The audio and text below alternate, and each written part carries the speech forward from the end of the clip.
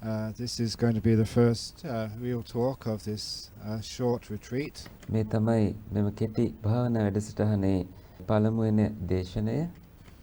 Last night I was tired, maybe many of you were as well. ඊයේ රෑ වෙනකොට මම බොහොම වෙහෙසටපත් වෙලා හිටියේ. මම හිතන්නේ ඔබ බොහෝ දෙනෙක් එහෙම වෙන්නේ නැති. And we're just getting settled in. අපි ඔක්කොම මේ ස්ථානයට හැඩගැසෙමින් හිටියේ. But now hopefully that you're settled into your accommodation. දැන් බලාපොරොත්තු වෙනවා මං හිතන්නේ ඔබ කවුරුත් තමන්ගේ නවාතැනට බොහොම හොඳින් හුරු වෙලා ඇති. Had a good breakfast, those of you eating breakfasts, and the opportunity now to spend the next few days in developing the mind in stillness. උදෑසන හොඳ ආහාර වේලකුත් අරගෙන දැන් ඉදිරියේදී බලාපොරොත්තු වන්නේ ඉදිරි දින කිහිපය තුළ නිශ්චලතාවය උදෙසා stillness උදෙසා මේ ගැඹුරු භාවනා මාර්ගය දියුණු කරගෙන ගැඹුරට යන්නට. What I said last night, that the path to deep meditation is a path of stillness. ඊ රාත්‍රියේ මම ප්‍රකාශ කළේ ගැඹුරු භාවනාවට මාර්ගය කියලා කියන්නේ නිශ්චල භාවයට යන මාර්ගය කියලා. Not concentration. ඒක බලහත්කාරයෙන් කරන වෑයමක් නෙමෙයි. And a simile which I like to give is the simile of the emperor. මේකෙන්දී මම කැමති උපමාවක් යොදාගෙන ධර්මයේ කියලා දෙන්න. ඒ උපමාව අධිරාජ්‍යයා ගැන උපමාව. Talking in similes makes it easier for us to remember the teachings of the Buddha. මේ උපමාවන් එක්ක ධර්මයේ කතා කරනකොට අපිට ලේසියෙන්ම බුදුරජාණන් වහන්සේගේ දේශනා මතක තියාගන්නට පුළුවන්. And sometimes we use the Buddha's similes, sometimes we invent our own. සමහර වෙලාවට බුදුරජාණන් වහන්සේගේ උපමා අපි පාවිච්චි කරනවා. සමහර වෙලාවට අපේ මේවා අපි හදාගෙන ධර්මයේ තේරුම් ගන්නේ. To try and convey the same message. ඒකෙන් අපි එකම දහම් පණිවිඩයමයි දෙන්න උත්සාහ කරන්නේ. Once there was an emperor, and he was, or it, because no one knew whether it was a he or she. එක කාලයක අධිරාජ්‍යයක් හිටියා. කවුරුවත් දන්නේ නැහැ ඒ කවුද කියලා. සත්වයේක්ද එහෙම නැත්නම් ගැහණු කෙනෙක්ද පිරිමි කෙනෙක්ද කියලාවත් කාටවත් අඳුරගන්න බෑ. Was very, very, very powerful. ඒ අධිරාජ්‍ය බොහෝම බලවත් කෙනෙක්. But the problem was that no one knew who this emperor truly was. ප්‍රශ්නේ උනේ මේ කවුරුවත් දැනන් හිටියේ නැහැ ඇත්තටම මේ අධිරාජ්‍යයේ යා කවුද කියලා. They did not know whether it was male or female. බොහෝ දෙනෙක් දැනන් හිටියේ නැහැ මේ පිරිමි කෙනෙක්ද ගැහණු කෙනෙක්ද කියලා. Whether it was Sinhalese or Tamil. Sinhala කෙනෙක්ද දෙමළ කෙනෙක්ද කියලා. Or Western or Chinese. බටහිර ජාතිකයෙක්ද චීන ජාතිකයෙක්ද කියලා. Or African. Because every time they saw the emperor. අප්‍රිකානු ජාතිකයෙක්ද කියලා දැනන් හිටියේ නැහැ. හේතුව ඒ කවුරු වුණත් මේ අධිරාජ්‍යවරයා දකින්න හැම වෙලාවකම the emperor was covered with 5 pieces of clothing. මේ අධිරාජ්‍යයා වැහිලා හිටියා ඇඳුම් වර්ග 5කින්. Which completely obscured who he really was. ඒකෙන් ඇඳුම් පහ නිසා අධිරාජ්‍යයා කවුද කියලා ඇත්තටම බලා ගැනීමේ අවස්ථාව වැහිලා ගියා. The emperor had boots which went up to his thighs. මේ අධිරාජ්‍යයාගේ සපත්තු එතුමාගේ කකුල් දෙක කලවටත් වඩා උඩට යනකම්ම තිබුණා. He had trousers which covered the top of his boots and went up to his waist. එතුමාගේ මේ සපත්තු වල උඩ කොටසත් වැහෙන්න තරම් කලිසම තිබුණා. ඒක ඉන දක්වා උඩටම තිබුණ නිසා තවත් ඒ අධිරාජ්‍ය වැහිලා ගියා. He had a jacket which overlapped his trousers. එතුමාගේ ජැකට් එකෙන් කලිසමත් තව ටිකක් වැහිලා ගියා. Which extended in the sleeves to the wrists with a high collar. ඒ උස කොලර් එකක් තියෙන මේ කබාය ඇඳගත්තට පස්සේ අත්වල මැණික් කටුව දක්වාම දිගටත් වැහිලා ගියා. He had gloves which overlapped the end of his sleeves. And lastly, he had a helmet which covered his whole face and overlapped the top of his tunic. මේ කබායේ අත් කෙලවරත් වැහෙන්න අත්වැසුම් දාගෙන හිටියේ අන්තිමට හිස් වැසුම මුළු මූණම වැහෙන්න කබායේ උඩ කොටසත් වැහෙන විදියටයි මේ අධිරාජ්‍ය ඇඳුම් වලින් වැහිලා තිබුණේ. Those 5 clothes, the boots, the trousers, the jacket, the gloves and the helmet, covered every square inch of the emperor's skin. සපත්තු, කලිසම, කබාය, හිස්වැස්ම මේ ඔක්කොම අධිරාජ්‍යගේ හැම වර්ග අඟලක්ම හැමේ වහලයි තිබුණේ. So no one knew who he was. ඒ හින්දා කිසිම කෙනෙක් දැන හිටියේ නැහැ ඔහු කවුද කියලා. Or if it was a he, whether they were old or young, whatever race, whatever gender, they could not say. මේ අධිරාජ්‍ය කවුද? තරුණයෙක්ද? මහලුද? කුමන ජාතිකයෙක්ද? ගැහැණු කෙනෙක්ද? පිරිමි කෙනෙක්ද? කවුද කියලා කාටවත් දැක ගන්න විදියක් නැහැ. Because he was always fully clothed. ඒකට හේතුව එතුමා කොයි වෙලේත් සම්පූර්ණයෙන්ම ඇඳුම් වලින් වැහිලා හිටිය නිසා. So the only way to understand what that emperor truly is to take off all the clothes and find out who is this being underneath.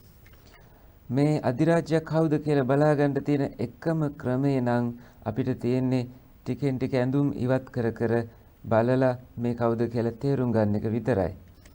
And in this simile, the emperor is your mind, is your chitta. මේ උපමාවේ මේ අධිරාජ්‍ය කියලා කියන්නේ ඔබේ මනස, සිත.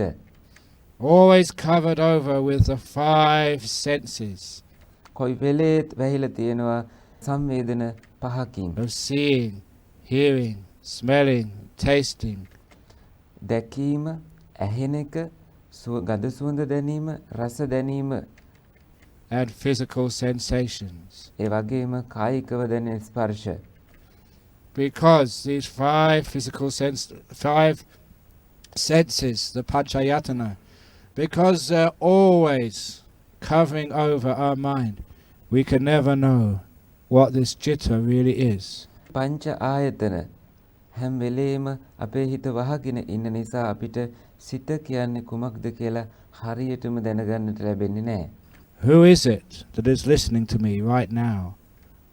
Who was it who decided to come here today? කවුද මට මේ දැනට ඇහුම්කන් දීගෙන ඉන්නේ? කවුද තීරණය කළේ මේ වැඩසටහනට එන්න? If it really was anyone at all. කවුරු හරි කෙනෙක්ද කළේ? So we do this practice of meditation to find out what this mind, what this chitta truly is. අපි මේ භාවනා පුහුණුවෙන් කරන්නේ මේ මනස එහෙම නැත්නම් මේ හිත හැබෑටම කුමක්දයි හොයා බලන එකයි. And the only way we can do that is to take off these 5 things covering your chitta. Take away seeing, hearing, smelling, tasting and physical sensations. ඒක කරන්න තියෙන එකම ක්‍රමය තමයි මේ මනස වැහිලා තියෙන පහක් ඉවත් කරන එක. දැකීම, ඇසීම, ගඳ සුවඳ දැනීම, රස දැනීම සහ කායික ස්පර්ශය කියන මේ පහ ඉවත් කිරීම. Till those 5 external ayatanas, 5 external sense bases totally vanish. බාහිර ආයතන පහ සම්පූර්ණයෙන්ම අතුරුදහන් වෙන්න ඕනේ. And when they vanish, what's left can only be the 6th sense, the mind. අර පහ වැහිලා ගියාට පස්සේ අතුරුදහන් වුණාට පස්සේ මොකක්ද ඉතුරු වෙන්නේ? ඒ ඉතුරු වෙන්න පුළුවන් එකම දේ ඔබේ හිත. So part of the job of meditation is to learn how to take off those 5 external senses which cover up the emperor within your chitta, your mind. ඒ හින්දා භාවනාවේ එක අංගයක් තමයි මේ ඇතුළත සිටින අධිරාජ්‍ය කියන ඔබේ සිත වහගෙන ඉන්න පංච ආයතන ඉවත් කරන ආකාරය ඉගෙන ගන්න එක. But it's not an easy thing to do. ඒත් ඒක පහසුවෙන් කරන්න පුළුවන් දෙයක් නම් නෙමෙයි. But this is what we do in meditation. නමුත් ඒකයි අපි භාවනාවේදී කරන්නේ. How do you take off that first covering of seeing? අපි කොහොමද මේ පළමුවෙනි ඇඳුම් ආවරණය දැකීම කියන එක ඉවත් කරගන්නේ? You close your eyes. ඔබට ඔබේ ඇස් වහගන්න පුළුවන්. ඇස් පියාගන්න පුළුවන්. And as I mentioned in Narada Center a couple of nights ago, මම නාරද මධ්‍යස්ථානයේදී රාත්‍රී කිහිපයකට කලින් මතක් කළා that when you close your eyes, first thing you see is blackness. ඇස් පියාගත්තට පස්සේ ඉස්සෙල්ලාම ඔබ දකින්නේ කළුවර, කළු පාට. The inside of your eyelids. ඔබේ ඇස් පියන් වල තියෙන ඇතුල් පැත්ත. But if you're mindful enough, you will notice that a short time later, you don't even see blackness. ඔබ බොහෝම ප්‍රමාණවත් සිහියකින් නම් ඉන්නේ. ඔබට ටික වෙලාවකින් කළු පාට පේන්නේ නැති වෙලා යනවා. You see nothing at all. ඔබ කිසිවක්ම දකින්නේ නැහැ. Because the sense of sight turns off. ඒකට හේතුව ඇස් පෙනීම කියන සංවේදනය తాවකාලිකව නතර වීම නිසායි. It ceases temporarily. ඒක తాවකාලිකව නතර වෙනවා. When I was a layman, being a Buddhist in England where there were hardly any other Buddhists, and there were very few places I could go to practice meditation. එංගලන්තයේ ඉදින්දි මම ගිහියෙක් විදියට බෞද්ධයන් ඉතාමත් අඩුයි එහි භාවනා පුහුණු කරන්නට අපිට තිබුණේ ස්ථාන සුළු ප්‍රමාණයක් විතරයි. There was a Zen monastery opened up in the north of England. ඒ කාලේ උතුරු එංගලන්තේ සෙන් බෞද්ධ මධ්‍යස්ථානයක් විවෘත වෙලා තිබුණා. And even though I was a Theravadan, still any place where I could meditate would be a place I would go. මම තේරවාද බෞද්ධයෙක් වුණත් භාවනා කරන්න පුළුවන් නම් ඒ ඕනෑම තැනකට යන එකයි. So I went to this Zen monastery for a weekend meditation retreat. එහිඳ මම මේ සෙන් ආරණ්‍යයට සෙන් ආරාමයට ගියා සත්‍යන්ත භාවනා වැඩසටහනකට සම්බන්ධ වෙන්න. And in the Japanese Zen tradition, we all had to sit in a row facing the wall with our eyes open. ජපාන Zen සම්ප්‍රදායට අනුව අපි හැමෝටම පේලියට ඉඳගෙන බිත්තියකට මූණ දාලයි ඉන්න ඕනේ. ඉඳ ගන්න තිබුණේ. We weren't allowed to close our eyes. අපිට ඇස් පියාගෙන ඉන්න ඉඩ දුන්නේ නැහැ. They had many strange traditions in Zen.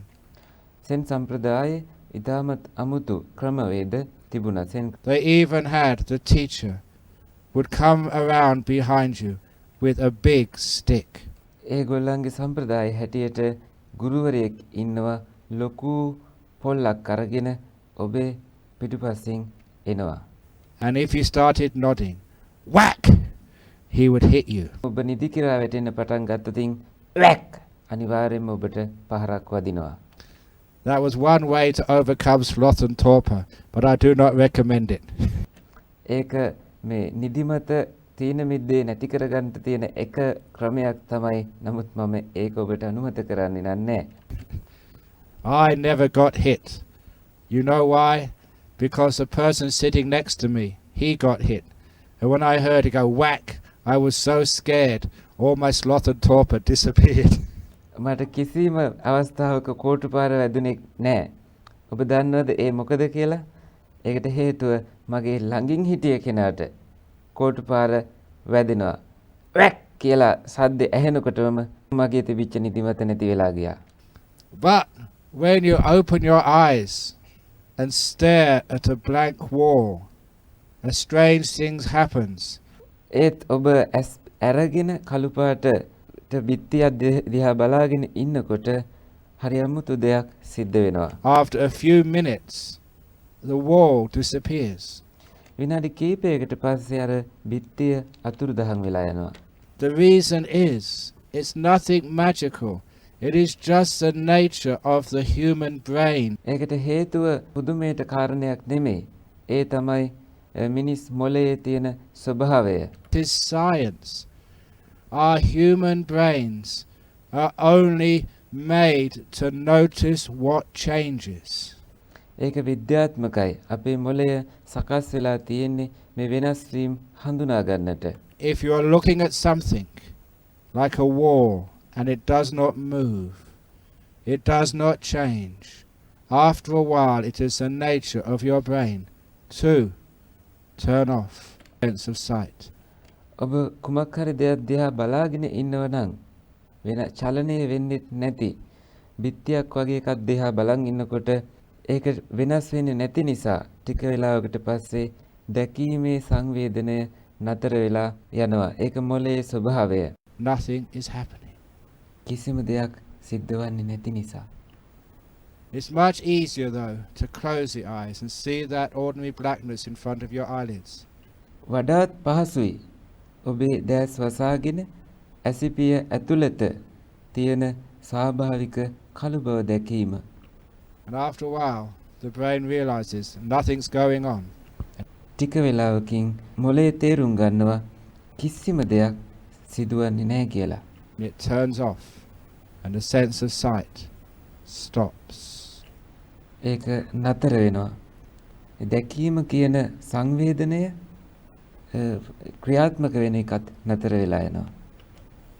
That is one of the easiest senses to turn off. ඒක සංවේදන වලින් තිබෙන ලේසිම එකක් නතර කිරීමට. We can just close our eyes and we're not seeing anymore. ඔබට ඔබේ ඇස් දෙක පියාගන්න පුළුවන් නිකම්ම ඔබ එතකොට කිසිම දෙයක් දකින්නේ නැහැ. Taste are also very easy senses to turn off. But the two hard ones to turn off is the sense of hearing and the sense of physical touch. අපහසුම එක තමයි ඇහිම කියන සංවේදනය නතර කිරීමත් ඒ වගේම ශාරීරික දැනීම් කියන එක නතර කිරීමත්. Which is why it is good to meditate in quiet places. ඒකයි අපිට පහසුම ශබ්ද අඩු තැනක භාවනා කිරීම, නිහඬ තැනක භාවනාවට තැන්පත් වීම. Even if you have the noise of the rain on the metal roofs, that does not matter because it does not change. ඔබ භාවනා කරන තැන ටක්කරන් වහලකට වතුර වැටෙන ශබ්දේ, වැස්සේ ශබ්දේ ඇහෙනවා නම් ඒක ප්‍රශ්නයක් නෙමෙයි. මොකද ඒක වෙනස් වෙන්නේ නැති නිසා. After a while you don't hear it. Can you ටික වෙලාවකින් ඔබ ඒක ඇහුම් කන් දෙන්නේ නැතිම බවට පත් වෙනවා. hear the sound of the rain now? ඔබට ඇහෙනවද වැස්සේ හඬ දැන්? In a few minutes you won't hear it at all. විනාඩි කිහිපයකට පස්සේ ඔබ ඒක කොහෙත්ම ඔබට ඇහෙන එකක් නැහැ. Why? Because it doesn't change and the brain thinks it's not important. ඇයි ඒකට හේතුව? ඒක වෙනස් වෙන්නේ නැති නිසා. ඒත් එක්කම මොලේ හිතනවා ඒක වැදගත් එකක් නෙමෙයි කියලා. This is one reason why when we're meditating in a group we should never make loud sounds. මේක එක දෙයක් අපි දැනගත යුතුයි. භාවනා කරනකොට අපි කවුරුවත් ලොකු ශබ්ද ඇති කරන්නේ නැතුව ඉන්න එක. අපි බොහොම පරිස්සම් වෙන්න ඕන කිසිම හඬක් නොනැගෙන විදියට කටයුතු කරන්න. Or quick sounds which disturb the stillness.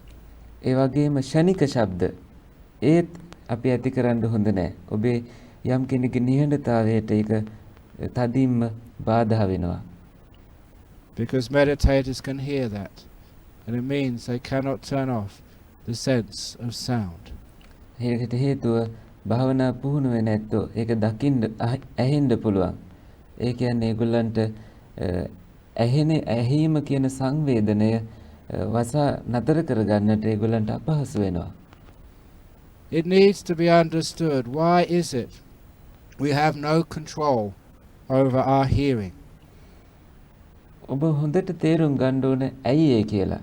ඒකට හේතුව තමයි ඇහිම කියන සංවේදනය පිළිබඳව අපිට පාලනයක් නැතිකම.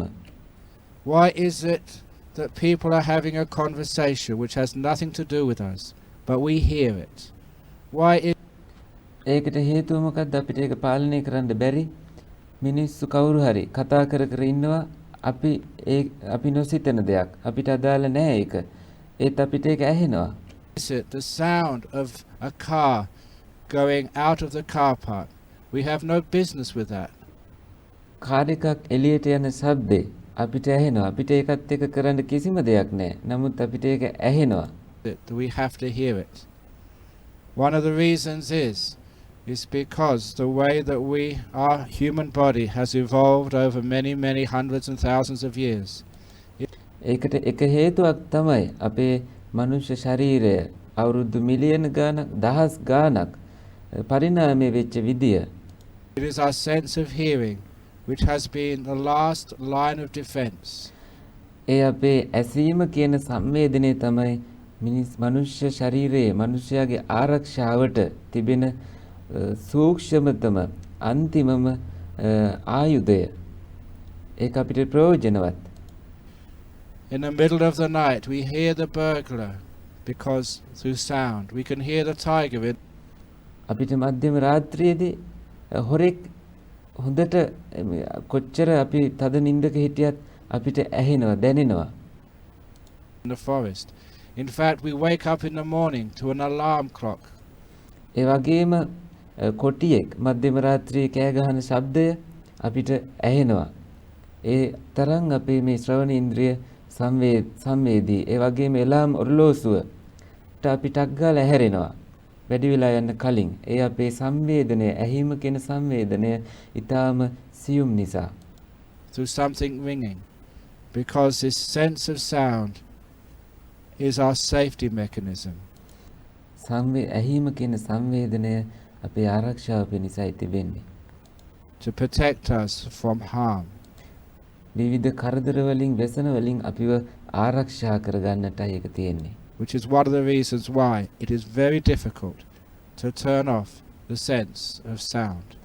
ඒ ශබ්දවල සංවේදන ඒ වගේ හේතුවක් නිසා තමයි අපිට අපහසු වෙන්නේ නතර කරන්න. But if you sit in a quiet place and if any sound happens, you think that's none of my business, none of my. ඔබ නිශ්ශබ්ද තැනක ඉඳගෙන ඉන්නවා නම් ඔබ හිතනවා ඔබට ඇහෙන ඕනෑම ශබ්දයකදී ඒක අපිට අදාළ දෙයක් නෙමෙයි, අයිති වැඩක් නෙමෙයි කියලා. And you stay deep inside, then sound can disappear. ඔබ බොහෝම නිශ්චලව තවදුරටත් රැඳී ඉන්නකොට ඒ ශබ්දයත් ටික වෙලාවකින් නැති වෙලා යනවා.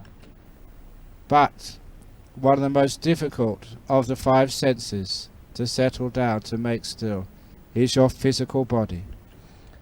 ඒත් තවත් අමාරුම සංවේදනයක් තමයි ඔබේ ශාරීරිකව දැනෙන වේදනාවන් දැනීම නතර කිරීම. ඒක ඇහිීමටත් වඩා අපහසු වෙන්න පුළුවන්. The sensations which you experience in your body are constant.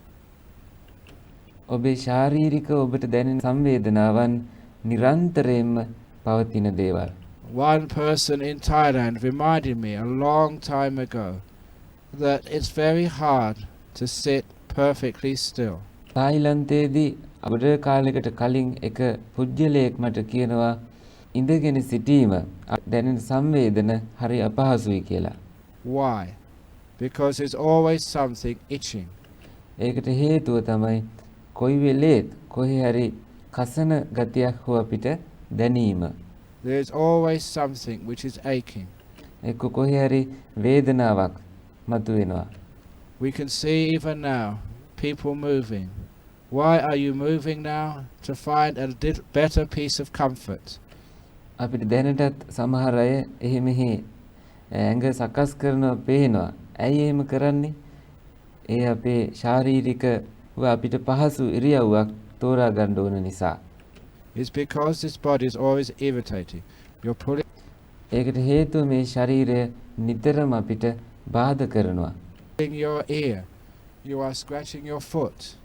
You are moving your toes. ඔබ ඔබේ කන පිරිමදිනවා. ඊට පස්සේ නිය අතින් පිරිමැද මැද ඉන්නවා. You are scratching your nose. I am just describing what I'm seeing in front of me right now. ඔබේ නහය ඔබ සූර ඉන්නවා. මේ මම විස්තර කරන්නේ මට දැන් පේනේව මගේ ඉස්සරහා. Look at other people, and how hard is it to sit absolutely still? Why? Because your body constantly demands attention. And because of that, it's very difficult to calm this body down. මේ හේතුන් නිසා ඔබේ ශරීරය නිශ්චලතාවයට පත් කරන එක බොහෝම අපහසුයි. However, there is a means to do that. කොහොම වුණත් ක්‍රමයක් තියෙනවා මේක කරන්න. First of all, you have to find a comfortable position to sit meditation in. ඔක්කොටම කලින් ඔබට තිබෙන්න ඕන බොහොම පහසු ක්‍රමයක් භාවනාව සඳහා ඉඳ ගන්න. බොහොම පහසු ඉරියව්වකින් ඔබ ඉඳ ගන්න ඕන. Remember, the first teaching of the Lord Buddha was the Majjhima Patipada. At the very beginning of the Dhammacakkappavattana Sutta, before the Buddha even mentioned the Four Noble Truths, he taught about avoiding the extremes. බුදුරජාණන් වහන්සේගේ පළමුවෙනි ධර්ම දේශනාව මේ වෙලාවේ මතකයට ගන්න උන්වහන්සේ මධ්‍යම ප්‍රතිපදාවේක ඉගැන්වුවේ. ඉස්සෙල්ලාම චතුරාර්ය සත්‍ය උගන්වන්නත් ඉස්සෙල්ලා බුදුරජාණන් වහන්සේ දේශනා කළේ පහසු ඉරියව්වක ඉඳ ගැනීම අවශ්‍යයි කියලා. Of practices which tire and wear out the body, and also sensory indulgence. ශාරීරිකව තිබෙන යම්කිසි වේදනාවක් ඔබව මුලින්ම ඒ සංවේදනයේ අතුරුදහන් වීම අවශ්‍ය වෙනවා. And his first 5 disciples thought that he'd missed that middle path. He'd gone on a path of indulgence. උන්වහන්සේගේ පළමුවෙනිම ශ්‍රාවකයෝ 5 දෙනා හිතුවා මේ බෝධිසත්වයෝ සුඛ වේදනාවන් පැත්තට හැරුණා කියලා. Because he was not ascetic enough for them. And later on, when the Buddha became enlightened, ඒගොල්ලෝ හිතුවා මේ ඒගොල්ලෝ බලාපොරොත්තු වෙන විදිහේ තාපසයෙක් නෙමෙයි කියලා. and he went to see those 5 ascetics, the 5 ascetics realized that they were wrong, the Buddha was right. බුද්ධත්වයේ ලැබුවට පස්සෙම බුදුරජාණන් වහන්සේ ගියා මේ ශ්‍රාවකයෝ 5 දෙනා පස්වග මහණුන් මුණ ගැහෙන්න. ඊට පස්සේ ඒගොල්ලෝ තේරුම් ගත්තා ඒගොල්ල වැරදි බුදුරජාණන් වහන්සේ හරි කියලා. They were pushing their bodies too hard. ඒගොල්ලන්ගේ ශරීර ඒගොල්ල බොහොම තදින් පවත්වාගෙන ආවේ. And the Buddha found that beautiful middle way where he could put his body down, sit it on a seat, and there was no aches, no pains, no tightness or tension in his body. බුදුරජාණන් වහන්සේ හොයාගත්ත ඉස්සෙල්ලාම තමන්ගේ ශරීරය බොහොම පහසු ඉරියව්වක තැන්පත් කරගන්න එක. ඒ ක්‍රමයට උන්වහන්සේ තැන්පත් වුණාම වේදනාවක් නැහැ, කොහෙවත් ඇඟ කසන්නේත් නැහැ, කොහෙවත් බාධාවක් එන්නේත් නැහැ, බොහොම පහසුවෙන් ඉන්නට පුළුවන් බොහෝ වෙලාවක්. Which meant the physical sensations could disappear. ඒකෙන් අදහස් වෙන්නේ ඔබේ ශාරීරික ඔබට දැනෙන සංවේදන නැති වෙලා යන්න පුළුවන් කියන එක. Understanding that the first way of letting go of this 5th sense of the body is having a comfortable posture. පළමුවෙනි අතහැරීමේ ක්‍රමය තමයි හොඳ සුවපහසු ඉරියව්වකින් ඉඳ ගැනීම. So don't think that you have to sit cross-legged with a straight back on spikes or broken glass to become enlightened. ඔබ හිතන්න එපා එරමිනිය ගොතාගෙන කොන්ද ඍජුව තබාගෙන ඉන්න ඕන කියලා මේ ඍජු ඉරියව්වෙන් ඉඳීමෙන් ඔබේ නිවන ඔබට ළඟා වෙයි කියලා ඔබ හිතන්න එපා. ඒ වගේම වීදුරු කැබලි මත වාඩි වෙලා ඉඳලා හෝ උල් මත වාඩි වෙලා ඉඳලා හෝ ඔබ කිසිම ආකාරයකින් මේ සත්‍ය අවබෝධය ඔබට ලැබෙයි කියලා ඔබ හිතන්න මෙපා. Do not harm your body. ඔබගේ ශරීරයට හානි කරන්නත් එපා. If you want to use an extra cushion, please do so. ඔබට අවශ්‍ය නම් අමතර කුෂන් එකක් පාවිච්චි කරන්න. අනේ ඒක පාවිච්චි කරන්න. If you need to sit on a chair, please do so. ඔබට පුටුවක් අවශ්‍ය නම් භාවනා කරන්න ඔබ ඒ පුටුවකුත් අරගෙන තමන්ගේ ළඟින් තියාගෙන ඒ පුටුව පාවිච්චි කරන්න භාවනාවට. There is nothing magic about sitting cross-legged. ඔබ බිම බද්ධ පර්යංකයෙන් ඉඳගන්න එක එරමිනිය ගොතාගෙන ඉන්න එක අමුතු අරුමයක් කියලා. ඒකේ මොකක් හරි විශේෂත්වයක් තියෙනවා කියලා නම් හිතන්න එපා. Remember, I spend most of my time in Western countries teaching meditation. මතක තියාගන්න මම බටහිර රටවල බොහෝ කාලයක් භාවනාව උගන්වමින් හිටියා. And these are two Caucasians who spent their whole life sitting on chairs. And when I asked them, sit... කෝකේසියන් ජාතිකයෝ දෙදෙනෙක් හිටියා. ඒගොල්ල කොයි වෙලේද ඉඳගෙන හිටියේ මුළු ජීවිත කාලයම පුටුවල. Down on the floor and cross your legs in full lotus, back straight, chin in, and meditate. After 1 or 2 minutes, it's excruciating. මේ දෙදෙනා බොහෝ වේලාවක් බද්ධ පර්යංකයෙන් බිම වාඩි වෙලා ඉන්න කියලා කිව්වට පස්සේ උඩුකය ඍජුව තබා ගනිමින් නිකට ඇතුළට නමාගෙන භාවනා කරන්න කියලා කිව්ව ගමන් විනාඩියක් දෙකක් ගියාට පස්සේ ඒක ඒගොල්ලන්ට බොහොම වේදනාකාරී දෙයක් බවට පත් වෙනවා. The same thing which the US Marines do in Guantanamo Bay. It is called stress postures, and it's against the law. ඒ වගේම ගුවන්ටනාමෝ බේ වල එක්සත් ජනපද සොල්දාදුවන්ට නම් ඒක නීතියට පටහැනි වූ පීඩාකාරී ඉරියව්වක් විදියටයි හඳුන්වන්නේ. So do not put yourself in a stress posture for too long. ඒ හින්දා ඔබ පීඩාකාරී ඉරියව්වක වැඩි වේලාවක් ඉන්න එපා. Because all that does is creates pain in the body. මොකද ඒකෙන් වෙන්නේ එකම දෙයයි. ඒ කියන්නේ ඔබේ ශරීරයට තව තවත් වේදනාව ලැබෙන එක විතරයි. Which makes it very difficult for you to let go of the body and for the sense of touch to disappear. ඒකෙන් අදහස් වෙන්නේ ඔබේ ශරීරය ඔබට අතහැර දැමීම, ස්පර්ශ සංවේදනය අතුරුදහම් කිරීම කියන මේ දෙකම ඔබට තව තවත් අපහසු වීම. So the first thing is to get a comfortable posture. Obviously not a posture which you will fall asleep in. ඒ හින්දා පළමුවෙනිම දේ තමයි ඔබ පහසු ඉරියව්වක තැන්පත් වීම. නිදිමත ගේන ඉරියව්වකින් ඔබ තැන්පත් වෙන්න එපා. But also not a posture which you find too much tightness and tension. ඒ වගේම මේ ඉරියව්ව ඔබ බොහෝ වෙහෙසටපත් කරන හෝ ආතතිය ඇති කරන ඉරියව්වක් නොවිය යුතුයි. For a long time I have been teaching people that if you do get an ache or a pain in the meditation, it's much better to move than to endure. මම බොහෝ කාලයක් භාවනාව උගන්වනවා. මගේ භාවනාවලදී මම මගේ භාවනා පුහුණු වෙන අයට මම කියලා දෙන්නේ කැක්කුමක් හරි වේදනාවක් හරි ශාරීරිකව දැනුනොතින් ඒක ඉඳදරාගෙන ඉන්නවට වඩා අවශ්‍ය වෙන්නේ ඉරියව්ව වෙනස් කිරීම. ඒකයි සුදුසු වෙන්නේ. If it's at the beginning of the meditation, fine, endure, because it's usually just a bit of restlessness. භාවනාව ආරම්භයේදීම ඔබට මේ නොසන්සුන්තාවයක් පවතින්න පුළුවන්. ඒක චුට්ටක් විඳ දරා ගන්න එක ප්‍රශ්නයක් නෙමෙයි. But if it's during the middle of the meditation and you say you have a pain in your knee, very slowly and mindfully, without opening your eyes, just move. ඔබ භාවනාව මැදදී ඔබට දනහිස වේදනාවක් හරි වෙනත් මොකක් හරි වේදනාවක් එනවනම් ඔබ හිමීට බොහෝම සිහියෙන් ඒ ඉරියව්ව වෙනස් කරන්න. It takes about 10 seconds. ඒකට ගත වෙන්නේ තප්පර 10ක වගේ සුළු කාලයක් විතරයි. And after that 10 seconds, you have lost a little bit of your meditation peace. ඒ තප්පර 10න් භාවනාවෙන් ඔබට ලැබිච්ච ඒ සාමය චුට්ටක් වගේ නැති වුණත් නැවත ඉක්මනින්ම ඒක ගොඩනගා ගැනීමට ඔබට පුළුවන් වෙනවා. But you soon make it up again and go far deeper. ඒකෙන් ඔබ ඉක්මනින් මේක නැවත ලබාගෙන භාවනාවේ ගැඹුරට යෑමේ හැකියාවක් ඔබට ලැබෙනවා.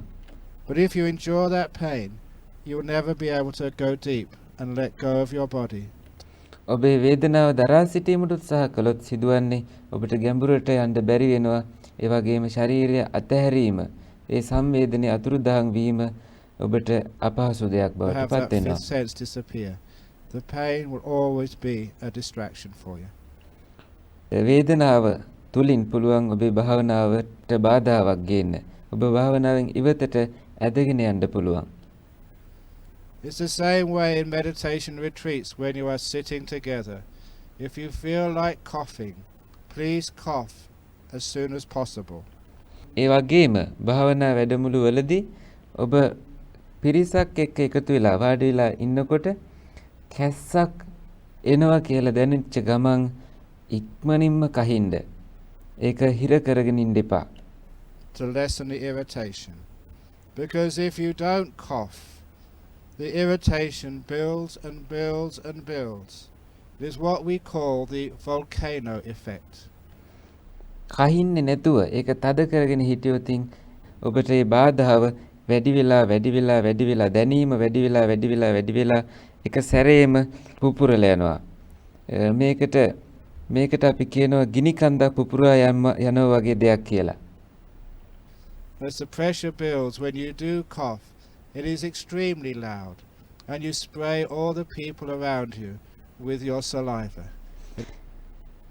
විශාල කැස්සක් ඔබ තද කරගෙන ඉඳලා එක සැරේම ඔබ කැස්සොතින් වෙන්නේ වටේටම ඉන්න අයට ඔබේ කෙල ඉසිවිලා යන එක. It is not a healthy thing to do. ඒක ශරීර සෞඛ්‍යයට හොඳ දෙයක් නෙමෙයි. එහෙම කරන්න එපා. That's much better. A little cough like that, instead of which really disturbs everybody. පුංචි කැස්ස හොඳ දෙයක්. එහෙම කියලා ලොකු කැස්සකට එනකන් ඉඳලා ඔබ කැස්සුතින් ඒක භාවනාවට බාධාවක්මයි. So, be kind and wise to your body. It can settle down and disappear. ඒ හින්දා ඔබ ශරීරයට බොහොම කාරුණික වෙන්න, නුවණැති වෙන්න. ඔබ බුද්ධිමත් ඉන්නකොට ඔබට දැනෙන දේවල් හැම්පත් වෙලා ඒව නොදැනී යන්න පටන් ගන්නවා. However, it's not an easy thing to do. ඒ කොහොමුණත් ඒක ලේසි දෙයක් නෙමෙයි කරන්න. Because there are always irritations in this body. Even ඒකට හේතුව කොයි වෙලේත් ඔබේ ශාරීරික අපහසුතාවයන් මතුවෙන එක. no matter how well you find a posture. කොච්චර හොඳ ඉරියව්වක හිටියත් වැඩක් නැහැ. So we have to somehow take our attention away from this body. ඒ නිසා අප කොහොම හරි අපගේ අවධානය හෝ ආතතිය මේ ශරීරය පිළිබඳව අපි ඒක ඉවත් කරගන්න ඕන. So that it can just disappear. ඒකෙන් ඔය වේදනාවන් අවධානය නැති වෙනකොට ටික වෙලාවකින් ශරීරය පිළිබඳව දැනීම නැති වෙලා යනවා. In the same way, you take your attention away from sound. අය විදියටම ඔබේ අවධානයේ ශබ්දයන් පිළිබඳව තියෙන අවධානය ඉවත් කරන්න පුළුවන්. ඒ වතුරු දහන් වෙලා යනවා. And then it disappears, like the sound of the rain disappeared. ඒක නිකන් අතුරු දහන් වෙලා යනවා. අර වැස්ස පිළිබඳව ශබ්දය නොදෙනී යනවා වගේ. If you can do that, you'll find the body vanishes. And this is an important part of the meditation. ඔබට ශරීරය පිළිබඳ අවධානය ඉවතට ගැනීමට පුළුවන් වුණොතින් To experience the body just disappearing. ඒ ශරීරය පිළිබඳව අත්දැකීම් නැතිවීමට පටන් ගන්නවා. When I teach this to the lay community, sometimes for the first time in their life they cannot feel their hands. මේ ශරීරය පිළිබඳව වේදනාවන් ඊටම වැදගත්. මම භාවනාව ගිහි පින්නතුන්ට උගන්වනකොට සමහර විට උන්ට ජීවිතේ පළමු වතාවට තමන්ගේ අත් පිළිබඳව දැනීම නොදැනීලා යනවා. And very often they get afraid. Many times people have come to me and said, I was meditating, I was becoming peaceful. Now I suddenly realized I can't feel my legs. Ah! බොහෝ අවස්ථාවල මිනිස්සු මේකට බය වෙනවා. මට බොහෝ අය ඇවිල්ලා කියනවා මම දැන් භාවනා කර කර හිටියේ. මට ගොඩාක් සාමය බොහොම දැනෙන්න ගත්තා. එකපාරටම තේරුණා මට මගේ කකුල් නොදැනී ගියා කියලා. ඕ මොකද වෙන්නේ යන්නේ කියලා ඒගොල්ල ඇවිල්ලා මට කියන්න ගත්තා. What's going on? I'm going crazy. I'm going sick. මොකක්ද වෙන්නේ යන්නේ? මට එක්ක පිස්සු හැදීගෙන එනවද? එක්ක මොකක් හරි ලෙඩක්ද මේ වෙන්නේ? Please know that this is standard experience in meditation. Your body disappears, and it's wonderful that it disappears. කරුණාවෙන් තේරුම් ගන්න මේ ශරීරය නොදෙනී යනවා කියලා කියන්නේ භාවනාවේ සාමාන්‍ය ඒ වගේම හොඳ අනර්ග අත්දැකීමක්. I had to learn this when I was, again, young monk in Thailand. මට මේක ඉගෙන ගන්න ලැබුණේ තායිලන්තේ මම තරුණ හාමුදුරන් වහන්සේ නමක් විදියට ඉන්නකොට. In those days, was meditating in the jungle. Remember, I was Western monk. ඒ දවස්වල මම භාවනා කරමින් කැලේ හිටියේ.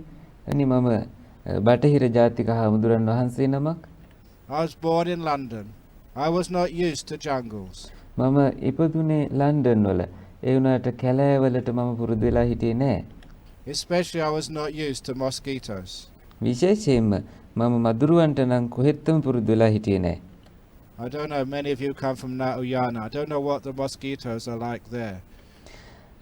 මම දන්නේ නෑ බොහෝ සාමින් වහන්සේලා නාවියෙනින් දැන් මේ ස්ථානයට වැඩම කරලා ඉන්නවා. එහෙ මදුරුව කොහොමද කියලා මම දන්නේ නෑ. But in the northeastern Thailand, they were terrible. And in the ඊසාන දිග තායිලන්තේ මදුරුවන් නම් හරිම භයානකයි. evening, we would meditate under the trees together. අපි හවසට සාමූහිකව ගස් යට භාවනා කරමින් හිටියා. And the mosquitoes would cover your arm. මදුරුව ඇවිල්ලා ඔබේ අත සම්පූර්ණයෙන්ම වසා ගන්නවා. Together with another monk, we used to count the mosquitoes to see who could count the most. තවත් හාමුදුරු නමකුත් එක්ක මම ඇතේ වහලා ඉන්න මදුරුව ගණන් කරන්න පටන් ගත්තා. කාටද වැඩිපුර ගණන් කරගන්න පුළුවන් වෙන්නේ කියලා බලන්න. I got up to about 60 or 70 at a time. මම එක වතාවකට 60ක් හෝ 70ක් පමණ මදුරුව ගණන් කරා. And I realized you can't count more than that at a time because they were too close together. ඊට පස්සේ තේරෙන්න ගත්තා ඊට වඩා ගණන් කරන්න බෑ. ඒකට හේතුව ඒගොල්ලෝ බොහෝම ළඟින් හිටිය නිසා. You could not separate them. ඒගොල්ලෝ වෙන්ව දකින්නත් බෑ. The reason why they were coming was because this was the first time in that part of the world they had Western monks. ඒගොල්ලෝ එහෙම එන්න හේතුව තමයි බටහිර ජාතික හාමුදුරු නමක් පළවෙනි වතාවට තමයි ඒ ලෝකයේ ඒ කොටසට ඇවිල්ලා හිටියේ. The first time the mosquitoes had Western food. පළවෙනි වතාවට මදුරුවන්ට බටහිර තින් ආහාරයක් ලැබුණා. You know what it's like whenever a new restaurant opens up in town? ඔබ දන්නවද නගරේ අලුත් අවන්හලක් විවෘත කරාට පස්සේ වෙන දේ? It's Japanese food or Western food or Brazilian food. It's always popular while everybody likes to try it. බටහිර ආහාර වෙන්න පුළුවන්, ජපානයේ ආහාර වෙන්න පුළුවන්, බ්‍රසීලියන් ආහාර වෙන්න පුළුවන්. ඒ මොන වුණත් ඕනම කෙනෙක් ඇවිල්ලා ඒක ජනප්‍රිය නිසා කවුරුත් චුට්ටක් කැමති වෙනවා රස විඳින්න. And I'm sure the mosquitoes were telling all their friends, "Hey guys, there's Western food in this monastery.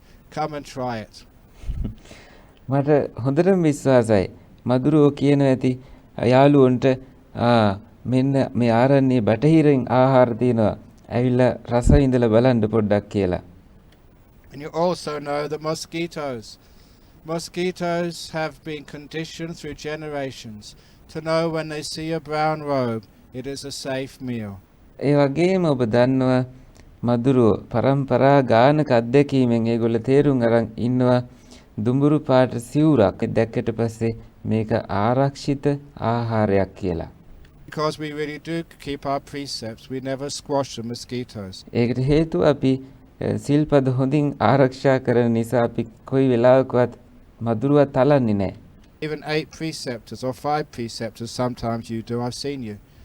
But ඒත් සමහර වෙලාවට පන්සිල් රකින්න අය හෝ අටසිල් රකින්න අයත් එහෙම කරනවා කියලා මම දැකලා තියෙනවා.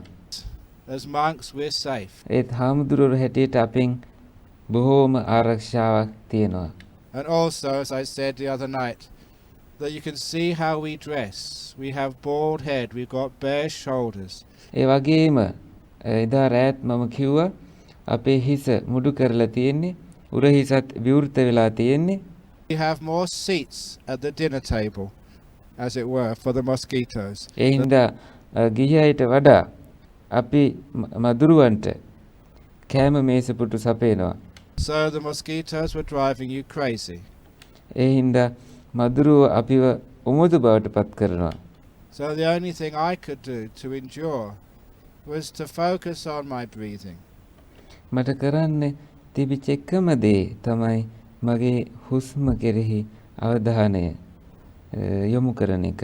I was doing anapanasati to focus on it, and every time I wandered away from my breath, I could actually feel the mosquitoes. මම ආනාපාන සති භාවනාව කර කර හිටියේ. කොයි වෙලේ හරි මගේ හිත ඒකෙන් ඉවත් වෙලා ගියා නම් මට මදුරුව පිළිබඳව මදුරුව දෂ්ට කරන එක මට දැනෙන්න ගත්තා. So I didn't wander away from my breath very much at all. ඒ හින්දා මට කොහෙත්ම වැඩියෙන් අවධානය වෙනත් අතකට යවීම පිළිබඳව කිසිම අවස්ථාවක් ඇති වුණේ නැහැ. Until I focused so well on my breath, the whole body vanished. සම්පූර්ණයෙන්ම මම ආශ්වාස ප්‍රාශ්වාස පිළිබඳව අවධානය අරගෙන එනකොට මගේ ශරීරය පිළිබඳව දැනීම නැති වෙලා යන්න ගත්තා. I literally could not feel my arms or my head. මට සාමාන්‍යයෙන් කොහෙත්ම මගේ අත පිළිබඳව දැනීමවත් ඔළුව පිළිබඳව හිස පිළිබඳව දැනීමවත් මට කොහෙත්ම තිබුණේ නැහැ. It had gone. That was a great teaching for me, to know that yes, you can focus on one simple thing like the breath. ඒක මට ලොකු ඉගැන්වීමක් වුණා. මොකද්ද? ඒ කියන්නේ අපේ සරල දෙයකට අපේ අවධානය ගේන්න පුළුවන් කියන ඉගැන්වීම. And the rest of your body totally vanishes. අනිත් ශරීරයේ සියලුම දේවල් සම්පූර්ණයෙන්ම නැති වෙලා යනවා. And it gave me a great sense of freedom from the irritation of being bitten by mosquitoes. ඒකින් ඔබට ලැබෙනවා ලොකු දැනීමක්. ඔබ මදුරුවන්ගෙන් කෑව කියලාවත් නෙමෙයි, සාමාන්‍යයෙන් ඔබට සෑහෙන සහනයක් ඔබට දැනෙන්න ගන්නවා. And the other time which I remember in my early years doing this, මට තවත් අවස්ථාවක් මතක් වෙනවා භාවනාවේ මූලික අවුරුදු වලදී was when I was in hospital with typhus fever. මම රෝහල්ගත වෙලා ඉන්නකොට මට සන්නිපාත උණ හැදිලා. In that particular part of Thailand, there were some little mites, these very small insects living on the forest floor. තායිලන්තේ කුඩා කෘමියෝ జాතියක් හිටියා මේ පොළව මත ඉන්න. The virus called scrub typhus. The local villagers who'd grown up in that area for generations had a natural immunity. But the Western monks coming there for the first time, or even if you're a Sri Lankan going there, that you too would catch the scrub typhus, which was a... ඒ කෘමි జాතියෙන් තමයි මේ රෝගය හැදෙන්නේ. ඒ පළාත්වල අයට නම් සාමාන්‍යයෙන් ප්‍රතිශක්තියක් තිබුණා මේ සත්‍යයට හුරු වෙන්න. නමුත් අපිට එහෙම හැකියාවක් තිබුණේ නැහැ. fever like typhoid, a hot fever and being very weak, and there I was in hospital for many weeks. ඒකෙන් ලැබෙන්නේ සත්‍යයට ගොදුරු නම් වෙන්නේ ඔබට අධික උණක්. ඔබට දැනෙනවා මට රෝහල්ගත වෙලා ඉන්න උනා සති ගාණක්. Because they did not know what the disease was. ඒ වගේ මේගොල්ලෝ දැනගෙන හිටියේ නෑ මොකද්ද මේ රෝග තත්ත්වය කියලාවත්. And I remember just feeling so weak, feeling just so sore, because when you have fever, your whole body aches. මට මතකයි මගේ ශරීරය සම්පූර්ණයෙන්ම දුර්වලයි කියලා ඔබට දැනෙනවා. කිසිම ශක්තියක් නැහැ කියලායි මට දැනෙන්නේ. And thinking to myself that I am a monk, I should be meditating rather than feeling negative. ඒ වගේම මම හිත හිටියා මම හාමුදුරු කෙනෙක්. ඒ හින්දා මම භාවනා කරන්න ඕනේ මේ ශාරීරික වේදනාව අමතක කරලා. And practicing my anapanasati, focusing on my breath, until once again the body disappeared. මම භාවනා කරන්න පටන් ගත්තා. ආශ්වාස ප්‍රාශ්වාස පිළිබඳ අවධානය ටික ටික ගත්තා. ආපහු වතාවක් මගේ ශරීරය නැති වෙලා යනවා කියලා මට දැනුණා. You couldn't feel the fever, you couldn't feel the achy body, you couldn't feel any tiredness. ඔබේ ශරීරය ඔබට කොහෙත්ම දැනෙන්නේ නැති වෙලා ගියා. ඔබට කොහෙත්ම දැනීමක් නැති වෙලා ගියා. එකම උණ පිළිබඳව වේදනාවක්වත් ඔබට තද ගතියක්වත් කොහෙත්ම දැනුන්නේ නැහැ. And it was a wonderful gift to be able to have this freedom from the ache and pain of the body. මේක බොහොම වටින තෑග්ගක්. මේ ශාරීරිකව දැනෙන වේදනාවන් වලින් නිදහස් වීම කියන සුවය දැනෙනකොට By just letting this body totally disappear. සම්පූර්ණයෙන්ම මේ ශරීරය නැති වෙලා යන්න දෙන එක. It is one of the reasons why in the last years of the Buddha said the only time he had freedom from the physical suffering of an old body was when he went into the jhanas, where it was බුදුරජාණන් වහන්සේගේ අවසාන කාලයේදී උන්වහන්සේට ශරීරය පිළිබඳව පහසුවක් දැනුණා කියලා උන්වහන්සේ දේශනා කළේ උන්වහන්සේ ගැඹුරු භාවනාවට ගියාට පස්සේ ධානවලට ගියාට පස්සේ උන්වහන්සේට බොහොම සුවයක් දැනුනේ. එතෙක් ශරීරය වේදනාකාරී වුණා. free from the physical sensations of the body. සම්පූර්ණයෙන්ම නිදහස් භෞතිකව තමන්ගේ ශාරීරයෙන් ඔබට දැනෙන වේදනාවන් වලින්. It can be done. You can do it. But when it happens, please know it happens stage by stage. Part of your body disappears first of all, then other parts, and other parts.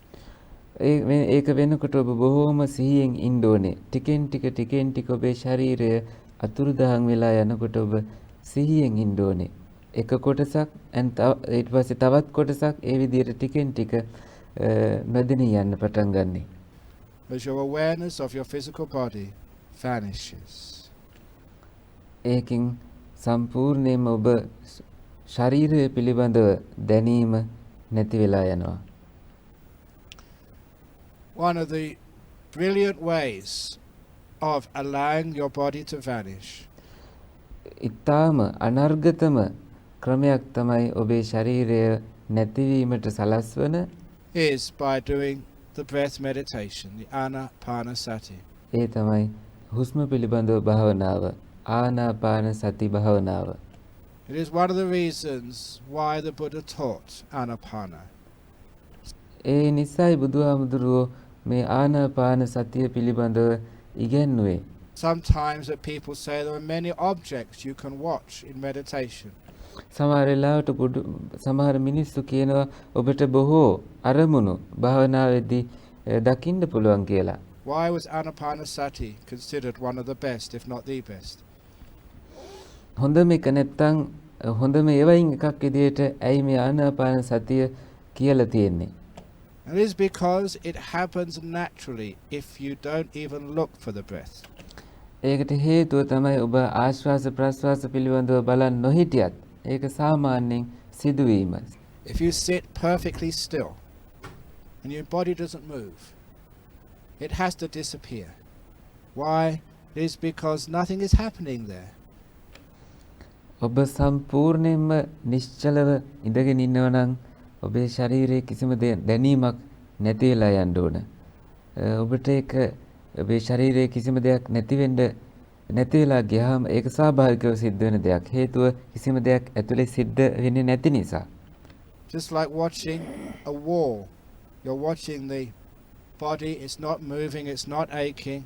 After a while it just vanishes. It just only knows what is changing or moving.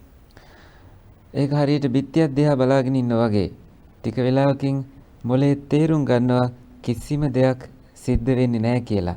ඒ හින්දා ඒක ක්‍රියාත්මක වෙන එක නතර වෙලා යනවා. So sitting still, the body will disappear naturally.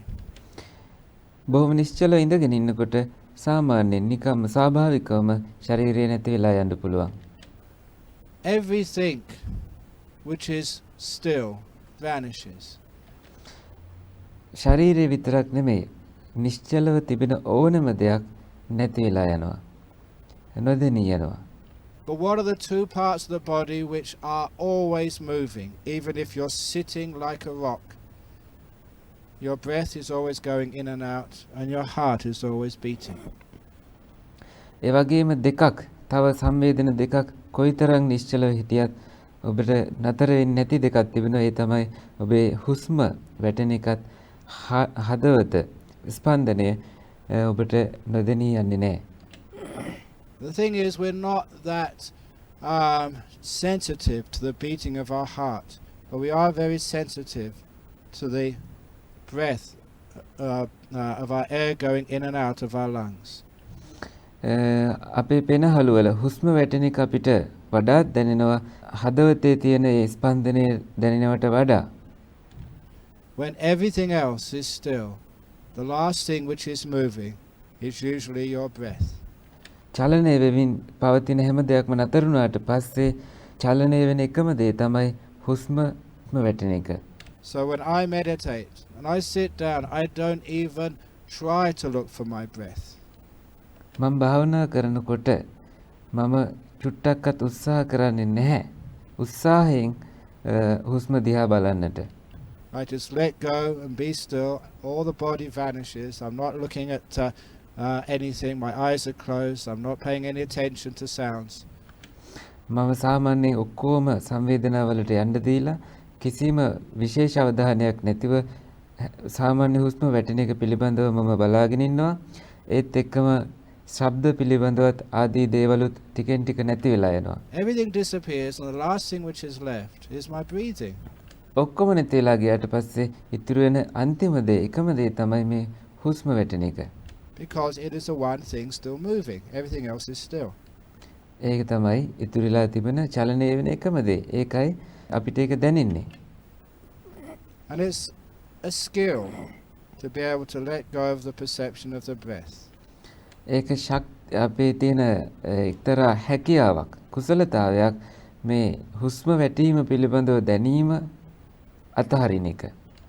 And the way it is done, very well described by the Buddha in Anapana Sati Sutta. ඒ ක්‍රමය කොහොමද ඒක කරන්නේ කියලා බුදුරජාණන් වහන්සේ ආනාපාන සති සූත්‍රයේදී බොහෝම ලස්සනට විස්තර කරලා තියෙනවා. Is that you just calm that breath down and you focus right in the center of that breath, the breath happening right now in this. ඔබ සාමාන්‍යයෙන් සංසුන් වෙලා අවධානය යොමු කරනවා මොකද්ද වෙන්නේ කියලා, මේ මොහොතේ වෙන්නේ කුමක්ද කියලා බොහෝම සිහියෙන් ඔබ බලාගෙන සිටනවා. Moment. And after a while, you don't notice whether it's an in-breath or an out-breath. ටික වෙලාවකින් ඔබට දැනෙන්නේ නැති වෙලා යනවා මේ ඇතුළට එන හුස්මද පිට වෙලා යන හුස්මද කියලා ඔබට නොදැනී යනවා. So both look the same in the moment. ඒකට හේතුව ඒ දෙකම එක මොහොතේදී සමව ඔබට දැනීම. You even know whether it's the beginning of a breath, the middle of an in-breath, or the end of the in-breath. ඔබ ඒ වගේම දන්නේ නැහැ මේ මුලද මැදද අගද කියලා ඇතුළට එන හුස්මේ හෝ පිටට යන හුස්මේ. The classic simile is that taught by Acharya Buddhaghosa in Visuddhimagga. Buddhaghosa අටුවාචාර්ය හාමුදුරුවෝ විසුද්ධි මාර්ගයේ උගන්වලා තියෙන සම්භාව්‍ය උපමාවක් තියෙනවා මේකට. Where he described a carpenter sawing a piece of wood. First begins sawing a piece of wood. He can see the handle of the saw, the tip of the saw, and maybe the whole plank of wood. උන්වහන්සේ එතෙන්දී පැහැදිලි කරනවා ලී කොටයක් කියතකින් ඉරණ උපමාව. ඒ උපමාවේදී මුලත් මැදත් අගත් කියන තුනම දකින්න පුළුවන්. ඒ කියත ගමන් කරන ආකාරයට. But as you focus in, after a short while, all the carpenter can see is the one or two teeth of the saw. ඔබ හොඳට අවධානය යොමු කරනවා නම් හොඳම අවධානයේ ඉන්නකොට ඔහුට පේන්නේ කියතේ තියෙන එක දතක් හෝ දත් දෙකක් වගේ කොටසක් පමණයි. Between beginning or end, in or out breath, is just breath.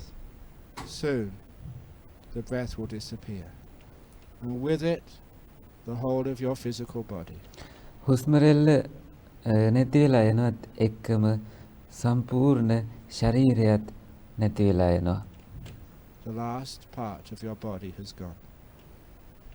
ඒකෙන් අන්තිමම කොටස ඔබේ ශරීරයේ සම්බන්ධව ඒ ඔක්කොම දැන් ගිහිල්ලා. That's why usually what happens next, people see what you all know is called the nimitta.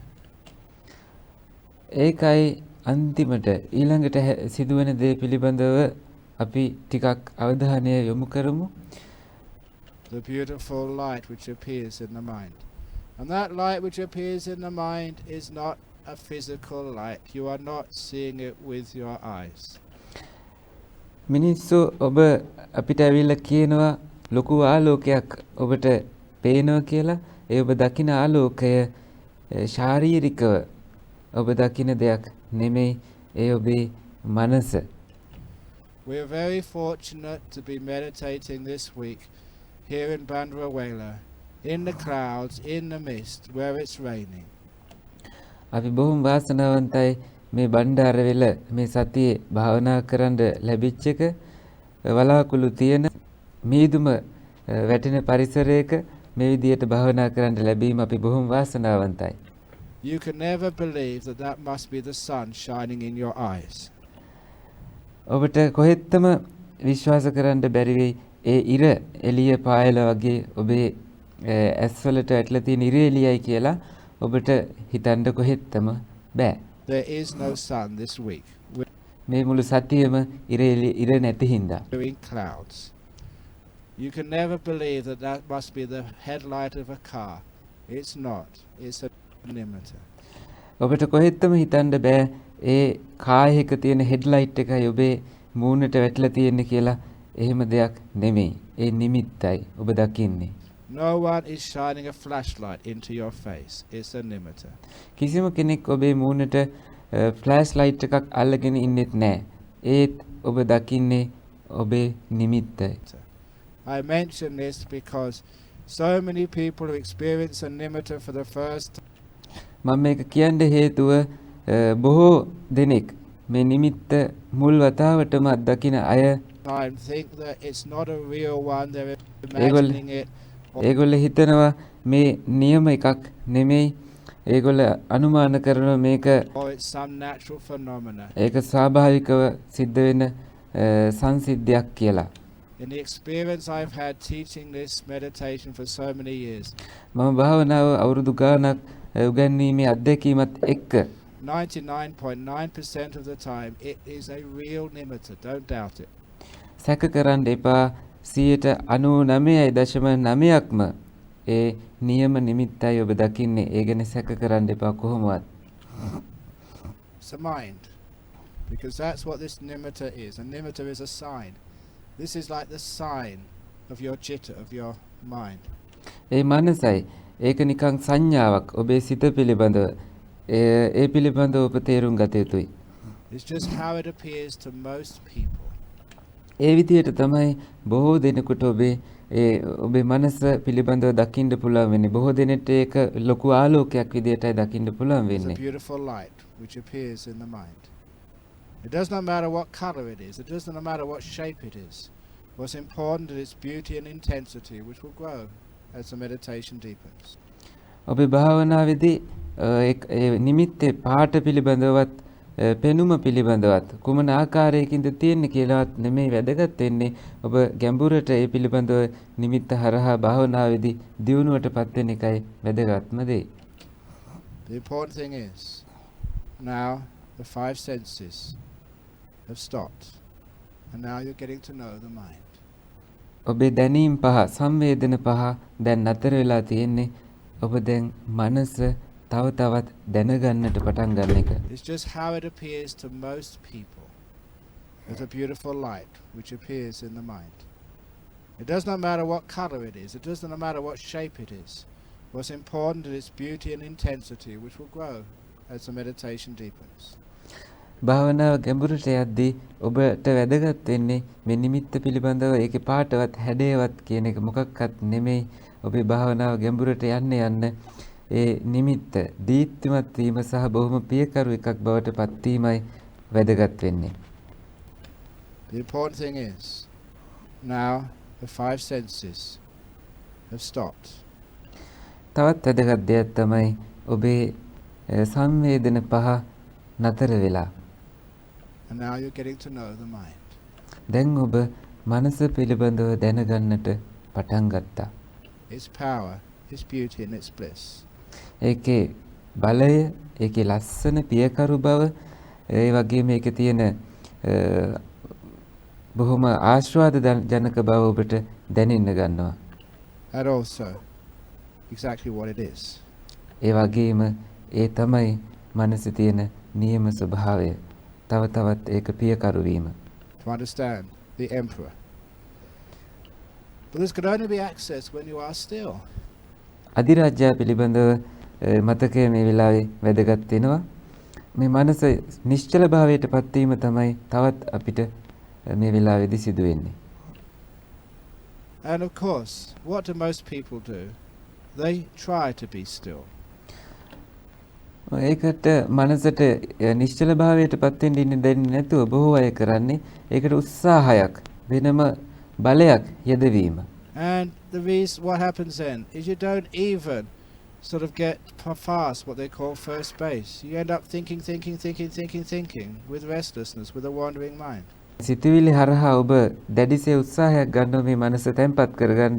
ඒකෙන් ඔබට භාවනාව සාර්ථක කරගන්න හම්බෙන්නේ නැහැ පළවෙනි පියවරේදීම. The reason is because you are trying too hard.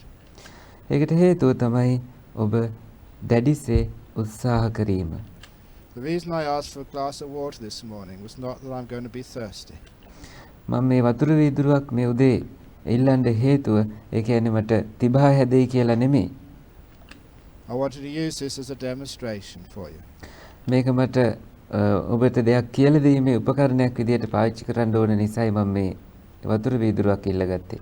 The water stands for your body and mind. මේ වතුරෙන් අදහස් වෙන්නේ ඔබේ මනසත් කයත් කියන දෙක. Now I'm going to make this water perfectly still. වීදුරුව ඇතුලේ තියෙන වතුර සම්පූර්ණයෙන්ම නිශ්චල කරන්නටයි උත්සාහ කරන්නේ. How do you make water perfectly still? Okay, I'm going to hold it still and I'm going to concentrate. කොහොමද ඔබ මේ වතුර නිශ්චල කරන්නේ? ඔන්න බලන්න දැන් මම මේ වතුර වීදුරුව අතේ තියාගෙන නිශ්චල කරන්න උත්සාහ කරන මේක අල්ලගෙන ඉන්නවා. බොහොම හොඳ අවධානයෙන් ඉන්නවා දැඩිසේ මේක නිශ්චල කරන්න. I need your help on this. Can you please tell me when it stops moving? එහෙනම් මට උදව්වකුත් දෙන්න. මේක දිහා බලන් ඉඳලා කියන්න කොයි වෙලේද මේ වතුර හෙලවෙන එක නතර වෙන්නේ කියලා. I'll put my hand down so you can see better. මම චුට්ටක් අත පල්ලෙහාට කරලා පෙන්නනවා ඔබට වඩාත් හොඳට දකින්න පුළුවන්. Is it moving? So I'll try harder. තවමත් හෙල්ලෙනව නේද? මම එහෙනම් තව ටිකක් තදින් උත්සාහ කරන්නම්. I'm really focusing. මම හොඳටම අවධානයෙන් ඉන්නේ. හොඳට ඉලක්ක කරලා ඉන්නේ වතුර පිළිබඳව. Strange, when I try to focus it moves more. මම ඒකට තව තවත් අවධානය දෙන්න හරි පුදුමයි. ඒක තව තවත් හෙලවෙන්න ගන්නවා. Okay, I'll concentrate.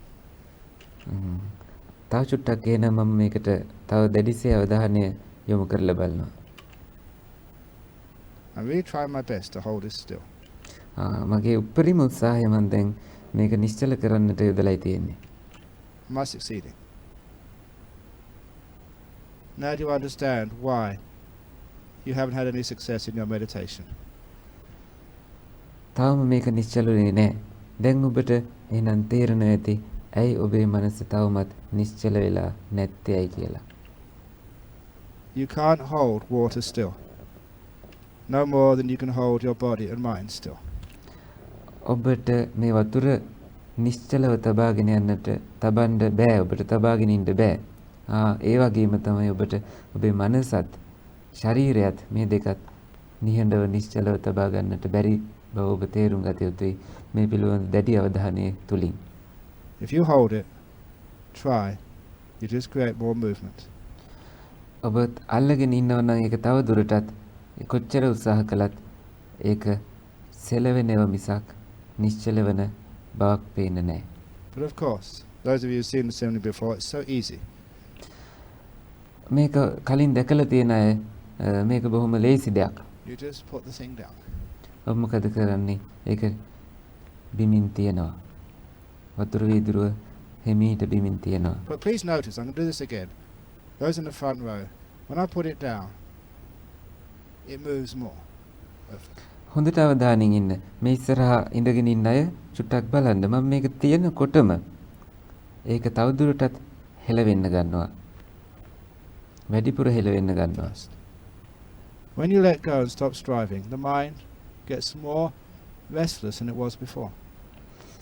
ඔබත් මේක අතහරින්න මනසෙදිත් මේක උත්සාහ කරනකොට මේක අතහරින්න මුලදී මේක කලින්ට වඩා සැලවෙන්න ගන්නවා, චංචල වෙන්න ගන්නවා, නොසන්සුන්තාවයටපත් වෙනවා. But don't interfere. ඒත් ඔබ බය වෙන්න දෙයක් නැහැ. Be patient. බොහොම හොඳ ඉවසිල්ලෙන් ඉන්න. Now, is that moving? හොඳට බලන්න වතුර ඉදිරිය දිහා. ඒක තවමත් හෙල්ලෙනවද? Perfectly still? හොඳටම නිශ්චලයිද? Pretty much so. ඔව් ටිකක් ඒ වගේ තමයි නේද? And it's so easy to do. ඒක බොහොම ලේසි දෙයක් කරන්න. දැන් සම්පූර්ණයෙන්ම මේ වතුර වීදුරුව නිශ්චල වෙලා තියෙන්නේ. Now that is how people meditate. ඒ විදියයි මිනිස්සු හරියට භාවනා කරන්නේ. You try and hold your mind. It will never ever be still. ඔබ උත්සාහ කරනවා ඔබේ මනස අල්ලගෙන ඉන්න. ඒ තාක් කල් ඔබට කොහෙත්ම මනස නිශ්චල කරගන්න නම් හම්බ වෙන්නේ නැහැ. You let it go. And at first it moves more. ඔබ අතහරිනවා. අතහරිනකොටම මුලින් මේක තව දුරටත් නොසන්සුන් බවට පත් වෙනවා. Wait, be patient. ටිකක් නතර වෙලා ඉවසීමෙන් ඉන්න. And it stops by itself. ඒක තමාම නතර කරගනි. The other thing which many people do, they put it down. Is it still yet or not yet? තවත් දෙයක් තමයි මිනිස්සු කරන. ඒක අතහරිනවා. ඒගොල්ලෝ බලනවා ටිකක් අරගෙන මේක නිශ්චල වෙලා තියෙන්නේ. තාම නැහැ. කියලා ආයෙ අතහරිනවා. ආයෙ තියනවා. ආයෙත් ටික වෙලාවකින් අරගෙන ආයෙත් බලනවා. මේක නිශ්චල වෙලා තියෙන්නේ. නැති හින්දා ආපහු තියනවා. Is it still not yet? Come on. When are you going to be still? Come on. කොයි වෙලාවද ඔබ මේ වතුර ටික නිශ්චල වෙන්නේ? ඉක්මනට නිශ්චල වෙන්න. එහෙම කිය ඔබ උත්සාහ කරනවා. If you put it down, let it go and wait and don't be impatient. ඔබ ඒක යන්න දෙනවා නම්, බිමින් තියනවා නම් ඒකට ආපහු අවධානයක් අවශ්‍ය නැහැ. ඔබ ඉවසීමෙන් ඉන්නයි ඕන. ඉවසීම නැති කරගෙන නොයසිල්ලටපත් වෙන්න එපා. That is actually the way that people meditate and get into these jhanas.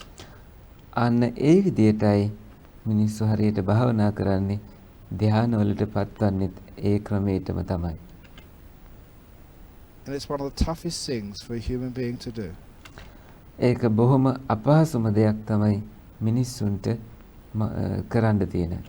To let go totally, so you don't control your body.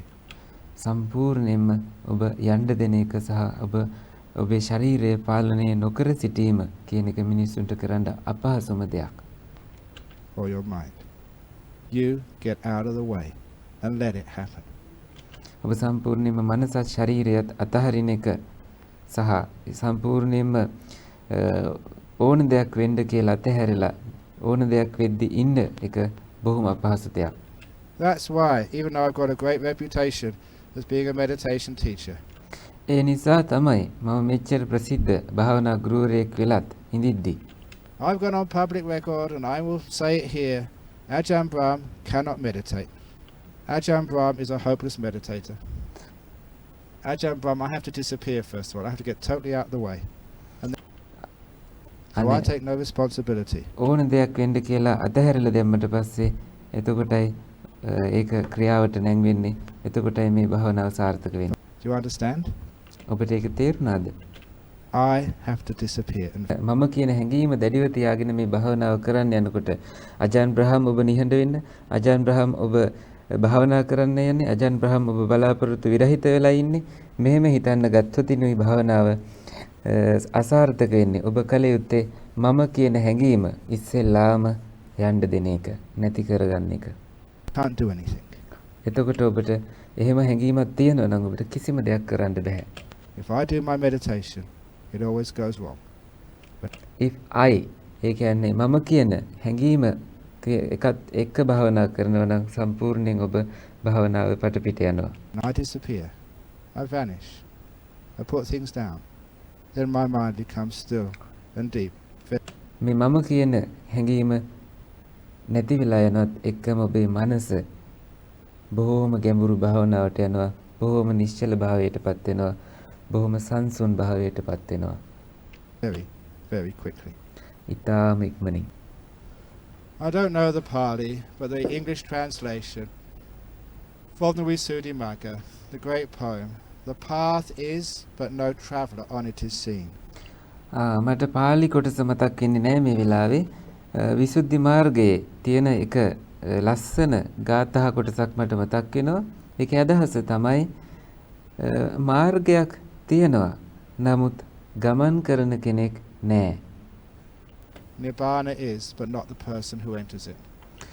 නිවන තියෙනවා. නමුත් ඒ නිවනට ඇතුල් වන්නෙක් නැහැ. I've got the quote somewhere in my book, in my room. It's one of the great poems from the Visuddhimagga. මේක මට මතක් වෙන්නේ අර මගේ කුටියේ තියෙන එක පොතකිනුයි. ඒක බොහෝම ලස්සන අර්ථකථනයක් මේ විසුද්ධි මාර්ගයේ තියෙන. The path is, but no traveller on it is seen. මාර්ගය තියෙනවා නමුත් එහි ගමන් කරන කෙනෙක් දකින්නට නැහැ. No one who's walking the path. කිසිම කෙනෙක් මාර්ගයේ ගමන් කරන කිසිම කෙනෙක් දකින්නට නැහැ. No person who's doing the meditation. කිසිම පුජ්‍යලයක් භාවනා කරන කෙනෙක් නැහැ. So if you're doing the meditation, if you're taking responsibility for it, ඔබ භාවනා කරනවා නම් ඔබ ඒ පිළිබඳව වගකීම ගන්නව නම් if you're the driver, the controller, ඔබ නම් පදවන කෙනා, ඔබ නම් පාලනය කරන කෙනා, the maker, you're a traveller and the path into jhanas has disappeared. ඔබ නම් ඒ ගමන් කරන්නේ ධ්‍යාන වලට ඔබට යන්න තියෙන මාර්ගය සම්පූර්ණයෙන්ම නැති වෙලා යනවා. But when you disappear, when there's no traveller, then the path is as wide as a many-lane highway. ඔබ කියන හැඟීම ඔබෙන් නැති වෙලා යනකොට ඔබේ මාර්ගය ධ්‍යාන වලට තියෙන මාර්ගය බොහෝම පුළුල්ව හරියට මාර්ග ගොඩක් එකතු කරලා තියෙන හයිවේ එකක් වගේ මට්ටමින් ඔබට ධ්‍යාන වලට තියෙන මාර්ගය විවෘත වෙනවා. You can't miss it. ඔබට ඒක අනිවාර්යයෙන්ම අවශ්‍යම ලැබෙන දෙයක්. So the path of deep meditation is a huge amount to do with wisdom.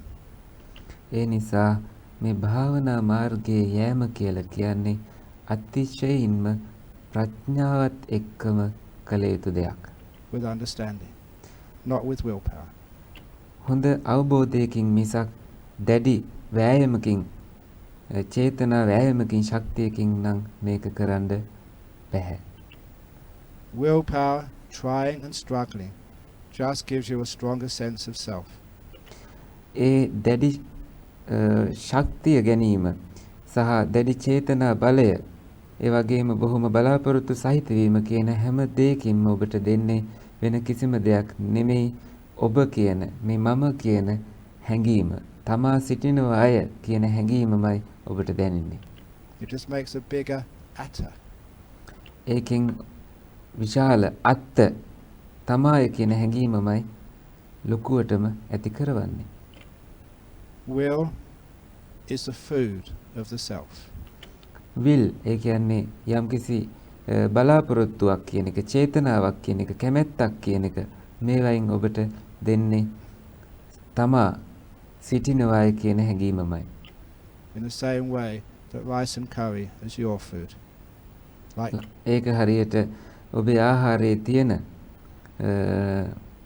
බතුයි ව්‍යංජනයි වගේ. grass is the food for the buffaloes and the cows. ඒ වගේම මීහරකුන්ට ඒ කියන්නේ ගවයන්ට තියෙන තනකොළ වගේ. So craving, desire, will, even for good things, creates a stronger sense of personality. මේ තෘෂ්ණාව කියන එක, බලාපොරොත්තුව කියන එක, කැමැත්ත කියන එක මේ ඔක්කොගෙම සිද්ධ වෙන්නේ තමන් මේ සෙල්ෆ් එකක් තමා කියලා දෙයක් තිබේය කියන හැඟීම තව තවත් දැඩිව ඇති කිරීම. Not a weaker one. ඒක බොහොම ප්‍රබල එකක්, ඒක දුර්වල එකක් නෙමෙයි. Letting go, being patient, putting things down, weakens the atta until it totally disappears temporarily in the deep states of meditation. ගැඹුරු භාවනා අත්දැකීම් වලදී తాවකාලිකව ඔබට මේ තමාය කියන හැඟීම නැති කර ගැනීමේ අවස්ථාව ලැබෙනවා ඔබ අතහැරීම තුලින්. සම්පූර්ණයෙන්ම මේ පාලනය කිරීමට යෑම අතහැරීම තුලින් තමයි කියන හැඟීම తాවකාලිකව යටපත් වෙලා යනවා. So it's a tough thing to do, to let go. ඒක ටිකක් අපහසු දෙයක්. මේ අතහරිනවා කියලා කියන්නේ ලේසි දෙයක් නෙමෙයි. And just to allow the process to happen. සහ ඒ අතහැරලා ඉවර වෙලා සාමාන්‍යයෙන් හැම දෙයක්ම සිද්ධ වෙන්න ඉඩ දෙන එක බොහොම අපහසු දෙයක්. But with training, with experience over many years, I found that whenever I interfere with the process of meditation, I always hinder it. මම බොහෝ භාවනා අත්දැකීම් අවුරුදු ගානක අත්දැකීම් වලින් මම තේරුම් අරගෙන තියෙනවා කොයි වෙලේ හරි මම මේක පාලනය කරන්න ගියොතින් උත්සාහය තුලින් මේක වෙන්නේ මගේ භාවනාව අසාර්ථක වෙන එක කියලා. As soon as I just stand back and let it happen, it all goes so smoothly. මම සම්පූර්ණයෙන්ම තව දුරටත් පස්සට වෙලා තවත් ඈත් වෙලා මේ හැම දෙයකටම වෙන්න ඉඩ දීලා ඉන්නකොට වෙන්නේ ඒක බොහෝම සියුම්ට මේක සිද්ධ වෙන එකයි. I will give you another simile. මම ඔබට තවත් උපමාවක් කියන්නම්. You know that last night there was a bit of wind. ඔබට මතකයි ඊයේ රාත්‍රියේ ටිකක් තද හුලං ගතියක් තිබුණා. Sometimes there were storms. සමහර වෙලාවට දැඩි කුණාටු ගතියක් ඊයේ තිබුණා. But during those storms, I've seen the trees sway backwards and forwards, very violently sometimes. සමහර වෙලාවට ඒ කුණාටු අවස්ථාවලදී මට දැනුණා සමහර ගස් එහෙම එහෙට නැමිනවා මෙහෙට නැමිනවා බොහෝම දරුණු විදියට. And I know that in each of those trees there are some birds. බොහෝ ගස්වල මේ කුරුල්ලොත් ඉන්නවා කියලා මම දන්නවා. The birds are sleeping because it's night time. මේ කුරුල්ලෝ නිදාගෙන ඉන්නේ ඒ රාත්‍රී කාලය නිසා. And I wonder, how can a bird sleep on a tree during a storm? ඒත් මට පුදුමයි කොහොමද මේ කුරුල්ලෝ රාත්‍රී කාලේ නිදාගෙන ඉන්නේ මෙච්චර මහ කුණාටුවක් තියෙද්දි. Without falling off. ඒගොල්ලෝ වැටෙන්නේ නැතුව කොහොමද ඉන්නේ? If that was me, sleeping on a branch or a twig, when that tree moved, I would fall off. ඒ මම වුණා නම් ඒ ගහ උඩ මම බුදියගෙන හිටියා නම් අච්චර හුලඟක් එන වෙලාවට අනිවාර්යයෙන්ම මම බිමට ඇදගෙන වැටෙනවා. But birds, they don't fall off. ඒත් කුරුල්ලෝ කොහෙත්ම වැටෙන්නේ නැහැ. Have you ever seen a dead bird at the bottom of the tree after a storm? ඔබ දැකලා තියෙනවද ඒක කුරුල්ලෙක්ව බිමට වැටලා තියෙනවා මේ කුණාටුවකින් පස්සේ? I haven't. මම දැකලා නැහැ.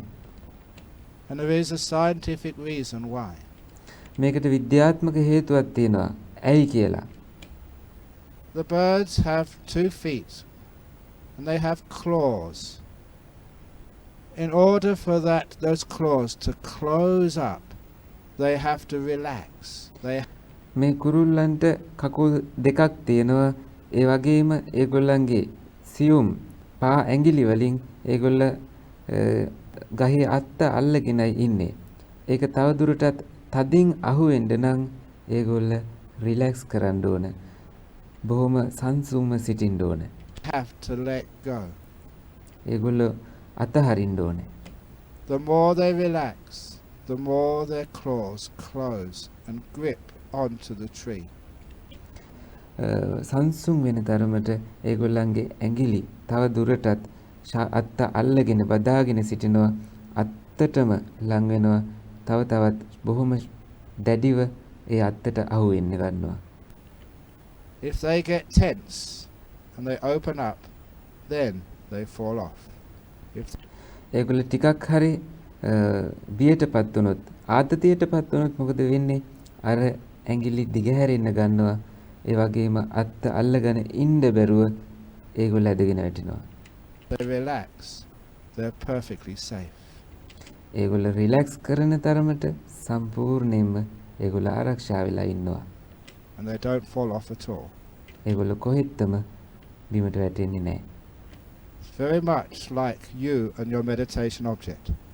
ඒක බොහොම සමානයි ඔබ සහ ඔබේ භාවනා අරමුණ කියන එකත් එක්ක. If you try, you will keep falling off. ඔබ උත්සාහ කරනවා නම් ඔබ වැටෙනවා. If you relax, you'll stay on. ඔබ බොහොම සංසුන්ව ඉන්නවා නම් ඔබ බොහොම කාලයක් රැඳී ඉන්නවා. Or like when I was a young boy and had my first bicycle. ආයෙත් මට මතක් වෙනවා මම තරුණ ළමයෙක් විදියට මට බයිසිකලයක් තිබ්බ කාලය. I was so scared of falling off. I would grip the handlebars until my knuckles went white. මම බොහෝම බයෙන් හිටියේ මේ බයිසිකලෙන් වැටෙයි කියලා. ඒ හින්දා මම හැන්ඩල් එක අල්ලගෙන ඉන්නවා මගේ වැලමිට සුදු පාටට හැරෙනකම්ම. And I kept falling off. මම වැටෙමින් ආපහු බයිසිකලේ පදින්න වුණා මට. Until I learned how to relax on the bike.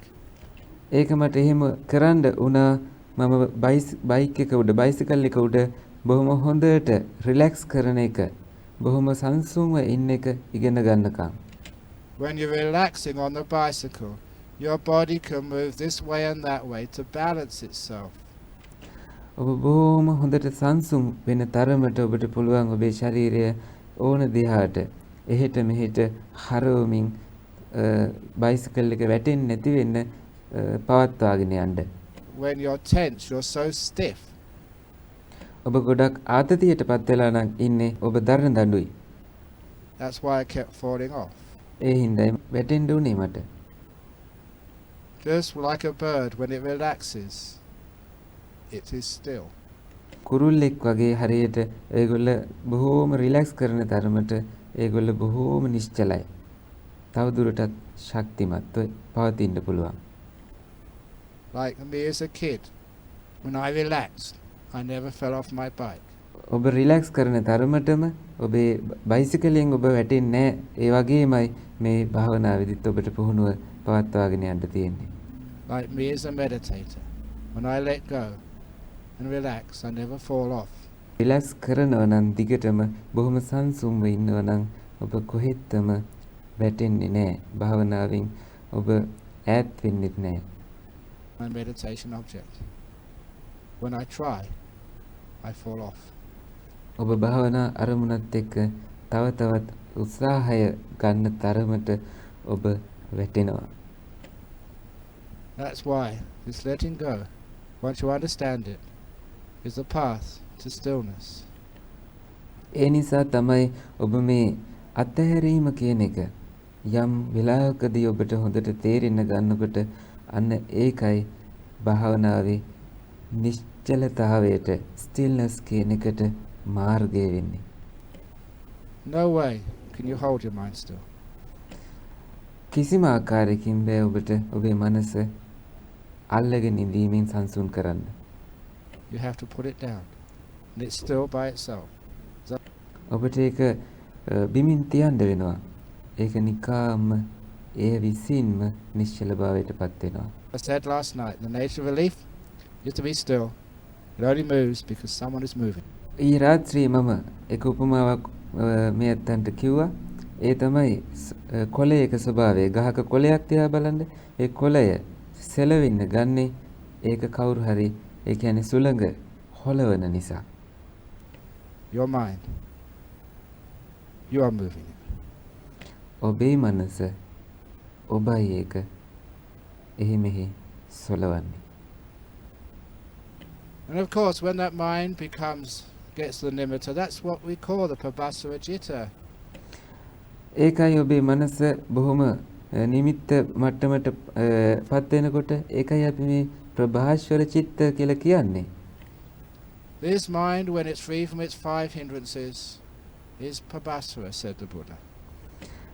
මේ මනස නීවරණ වලින් නිදහස් වෙනකොටයි ඒ අවස්ථාවටයි බුදුරජාණන් වහන්සේ පැහැදිලි කළේ පබස්සර චිත්ත ප්‍රභාස්වර සිත කියලා. That's why it is a beautiful light, a radiant light. ඒකයි ඒක බොහෝම ලස්සන ආලෝකයක් විදියට, ඒ වගේම බොහොම දිදුලන ආලෝකයක් විදියට ඔබ දකින්නේ. The more the five hindrances have disappeared, the more radiant that light actually is. කොයිතරම්ද ඔබේ නීවරණ කුමන හෝ ප්‍රමාණයකටද නීවරණ යටපත් වෙලා යන්නේ, ඒ තරම්ම මේ මනස බොහෝම ලස්සන වගේම බොහොම පියකරු එකක් බවට පත් වෙනවා, බොහොම බැබලීමට පත් වෙන්න ගන්නවා. But of course, the hindrances which stop you even getting that far, so many people, they think, wander.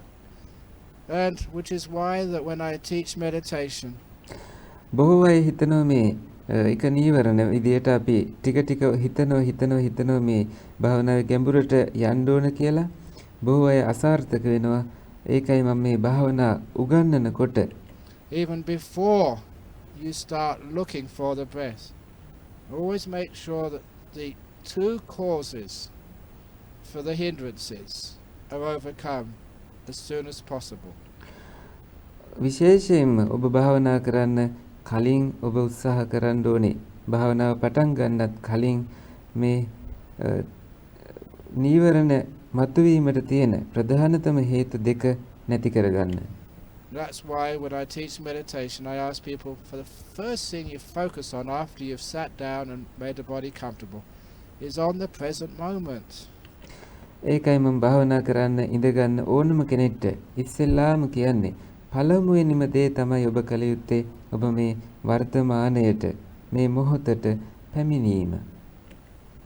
So please, at the very beginning, give up all future.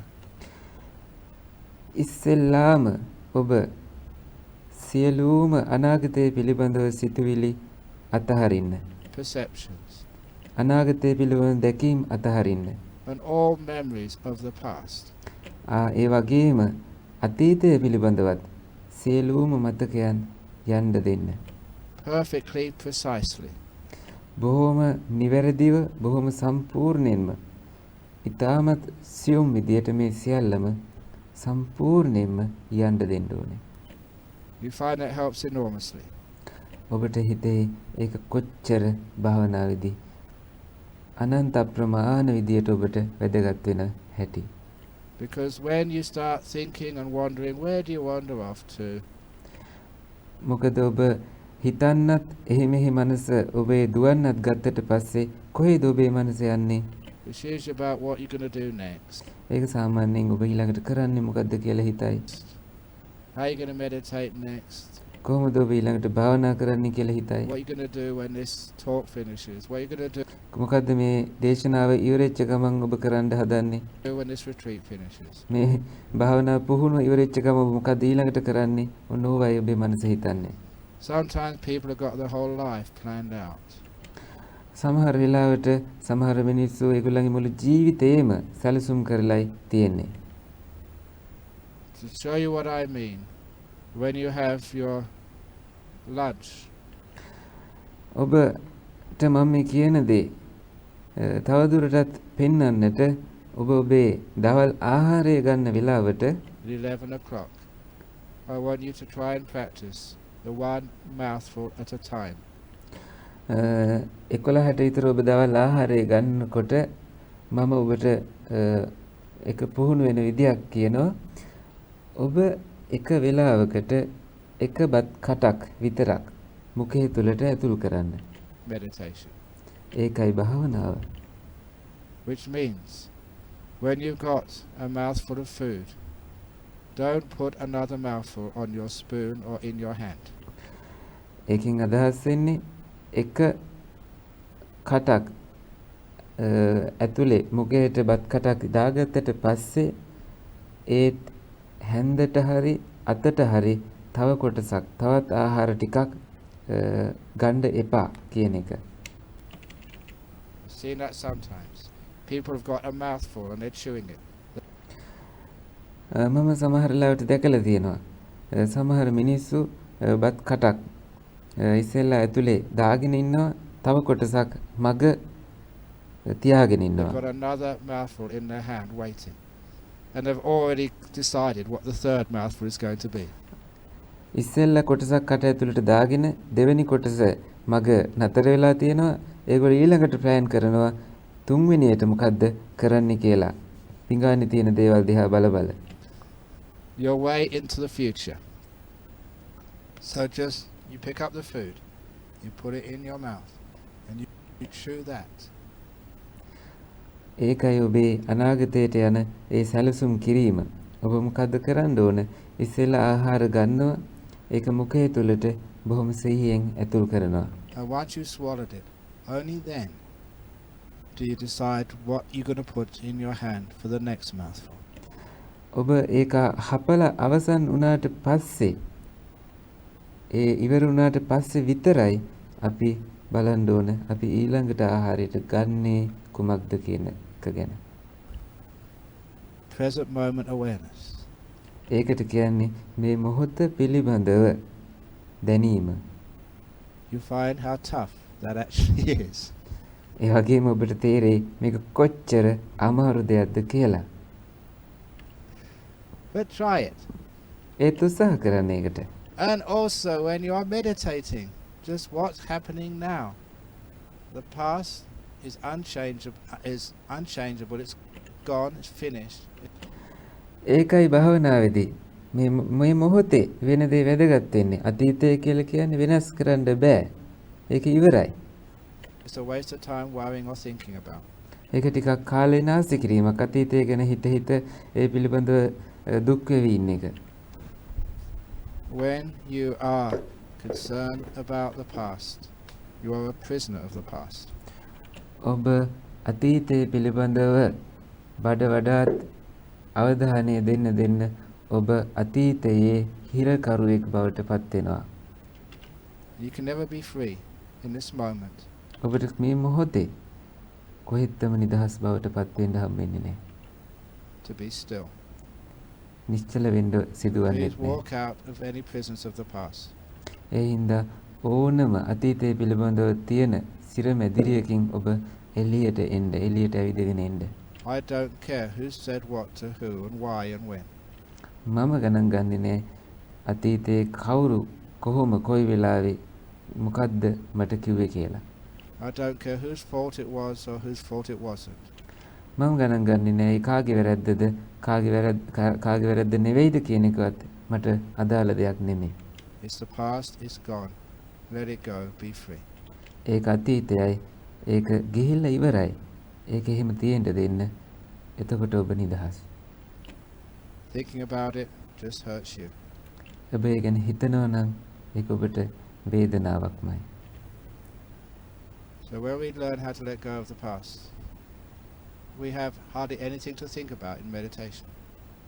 When we also realize that now, this very moment, is where your future is being made. ඔබ තේරුම් ගන්නකොට ටික මේ අතීතය පිළිබඳ මේ සිතීම යන්න දීම අන්න ඒකයි භාවනාවේ මාර්ගය. ඒක බොහොම සුළු දෙයක්. ඒ කියන්නේ මේ මොහොතට පැමිණීමයි අවශ්‍ය වෙන්නේ. This moment called now is the only time you can do anything. මේ දැන් කියලා now කියලා කියන මේ මොහොතයි ඔබට ඕනම දෙයක් කරන්න පුළුවන් වෙලාව. About your future. ඔබේ අනාගතය පිළිබඳව ඕන දෙයක් කරන්න තියෙන වෙලාව මේ මොහොත. So if you care about your future, stay in the present. ඔබ ඔබේ අනාගතය පිළිබඳව හිතනවා නම් මේ මොහොතේ සිටින්න. The place where your future happiness, peace, stillness, enlightenment is being made right now. ඔබේ අනාගතයේ සතුට, ප්‍රීතිය, සාමය, ඒ වගේම බොහොම නිවන් අවබෝධය ආදී මේ හැම දෙයකටම ස්ථානය ගොඩනැගෙන්නේ මේ මොහොතේදී. So that helps you notice the value and importance of the present moment. ඒකෙන් ඔබට උදව්වක් ලැබෙනවා මේ මොහොත කියන්නේ මොනතරම් වැදගත් දෙයක්ද කියන බව. As I said 2 nights ago in Narada Center, මම නාරද මධ්‍යස්ථානයේදී රාත්‍රීන් 2කට කලින් ඔබට මතක් කළා. If you truly value this moment called now, if you value it much more than the past or the future, then you're not interested in past or future. It's just not worth it. It's not valuable. ඔබ කොහෙත්ම අතීතය ගැනවත් අනාගතය ගැනවත් මේ මාර්ග දෙක ගැනම හිතන්නේ නැත්නම් ඔබ ඒ තරම් අගයක් දෙන්නේ නැතුව ඉන්නව නම් මේ මොහොතයි ඔබට වැදගත් වෙන්නේ. So to do a marketing campaign in your own mind, to put much more value on this present moment and take away all the value from the past and the future. හරියට marketing campaign එකක් වගේ එහෙම කරනකොට ඔබට අතීත මොකක්වත් අනාගත මොකක්වත් නෙමෙයි ඔබ මේ මොහොතේ කරන එකයි වැදගත් වෙන්නේ. And then you find the mind will want to stay in the moment. ඒ වගේ තමයි භාවනාවේදී ඔබට තේරෙන්න ගන්නවා මේ මොහොතයි මේ මනස කියලා කියන්නේ කියලා. Because it knows it's the only place to be. මොකද ඒක දන්නවා මේකයි මේ මොහොතයි ඉන්න පුළුවන් එකම තැන කියන බව. That's the first cause of the hindrances. ඒකයි පළමුවෙනිම හේතුව නීවරණවල. Past and future. ඒ කියන්නේ අතීතය සහ අනාගතය කියන දෙක. In fact, it's the major cause. All craving, karma chanda, it's always about something in the future. Something you want. In the present moment, how can karma chanda exist? සාමාන්‍යයෙන් කාම ඡන්දය කියන නීවරණය ඒ කියන්නේ අනාගතයේ ඔබට අවශ්‍ය මොනවද? එහෙම ඔබ හිතීම, ඒ පිළිබඳව සිහින මැවීම. මේ මොහොතේදී ඔබට ඒක ඇතිවන්නේ නැහැ. Vyapada. That's all about something which happened a few moments ago or earlier. ව්‍යාපාද කියලා කියන්නේ මොකද්ද? මේ සුළු මොහොතකට කලින් සිදුවෙච්ච දෙයක් පිළිබඳව ඔබ ඊටත් කලින් වෙච්ච දෙයක් පිළිබඳව හෝ ඔබ ඒ පිළිබඳව සිතන එකයි. Ill will is about something which is past. ඒ තරහව කියලා කියන්නේ කුමක් හෝ මීට කලින් වෙච්ච දෙයක් පිළිබඳව දෙයක්. In the present moment, how can there be the first two hindrances? මේ මොහොත කියන එකේදී ඒ දෙකම මූලික පළවෙනිම නීවරණ දෙක බවට බාධා කරනවා. කාමච්ඡන්දය සහ ව්‍යාපාදය කියන දෙක. They can't. There could be sloth and torpor. There could be restlessness and doubt, but not the first two. වෙන මොකක්වත් නෙමෙයි. නිදිමතවත් වෙන මොකක්වත් නෙමෙයි මේ අතීතය පිළිබඳව සහ අනාගතය ගැන හිතීම පිළිබඳව මේ දෙක තමයි පළමුවෙනිම ඔබට තියෙන නීවරණය වෙන්නේ. එතනින් නිර්මාණය වෙන්නේ ව්‍යාපාදයක් කාමච්ඡන්දයක් කියන එක. වෙන කිසිම දෙයක් ඔබට බාධා වෙන්නේ නැහැ නීවරණවල. And the second thing which I encourage people to do is to learn how to be silent. දෙවෙනි කාරණාව මම මේ බොහෝ මිනිසුන්ට කියලා දෙන දේ තමයි මේ සම්පූර්ණ නිශ්ශබ්දතාවයට පත්වීම. And to value silence much more than thinking. සහ මේ නිශ්ශබ්දතාවය කියන එක හිතීමට වඩා අගය කිරීම මම උගන්වන දෙයක්. There's an old story which I take from the Taoist tradition. මේ පරණ උපමාවක් කතාවක් තියෙනවා මේ තායි සම්ප්‍රදායෙන් මම මේ ගන්න. Lao Tzu, one of the famous Chinese teachers. Lao Tzu කියන බොහොම ප්‍රසිද්ධ තායි ගුරුවරයෙක් would go for a walk every evening. And when he went for a walk, එතුමා හැම හැන්දෑවකම ඇවිදින්න යනවා. he'd allow one student to accompany him on the walk every evening. ඒ හැම හැන්දෑවකදීම එක ශිෂ්‍යයෙකුට ඉඩ දෙනවා Taman එක්ක යන්න. And this one day, a new student went on the walk with the master. මේ ගුරුවරයාත් එක්ක එක දවසක් අලුත් ශිෂ්‍යයෙක් හැන්දෑවේ ඇවිදින්නට ගියා. But there was a golden rule that you had to be quiet when you went on a walk in the evening with the master. එතෙන්දි තිබුණා එක දැඩි නීතියක්, ස්වර්ණමය නීතියක්. ඔබ ගුරුවරයා සමග යනකොට බොහොම නිහඬව සිටිය යුතුයි. No one was allowed to speak, not even one word. කිසිම කෙනෙක් අඩු ගානේ එක වචනයක්වත් කතා කරන්න ඉඩක් දීලා තිබ්බේ නැහැ. But it happened they reached a ridge in the mountains at sunset, and it was a beautiful sunset. And the young student couldn't help himself but say, "What a beautiful sunset that is." ඒත් එක දවසක් එදා සිද්ධ වුණේ ඈත කඳු අතරින් ඉර බැහැලා යන වෙලාවේදී ඒ ලස්සන දැකලා මේ ශිෂ්‍යයාට තමන් පාලනය කරගන්න බැරි වුණා. ඕ හරි ලස්සනයිනේ අර ඉර බැහැලා යන එක කියලා කියවුණා. He'd broken the rule he'd spoken, and the master turned around. ඔහු ඒ නීතිය කැඩුවා. ඔහු කතා කළා. ගුරුවරයා හැරුණා. Went back to the monastery and would never allow that young man to go on a walk ever again with him. ගුරුවරයා හැරිලා ආපහු ආරාමයට ගියා. ආරාමයට ගියාට එතනින් පස්සේ කිසිම දවසක ඒ ගුරුවරයා අර ශිෂ්‍යයාට ඉඩක් දුන්නේ නැහැ. එතුමා සමග ඇවිදින්න යන්න හැන්දෑවට.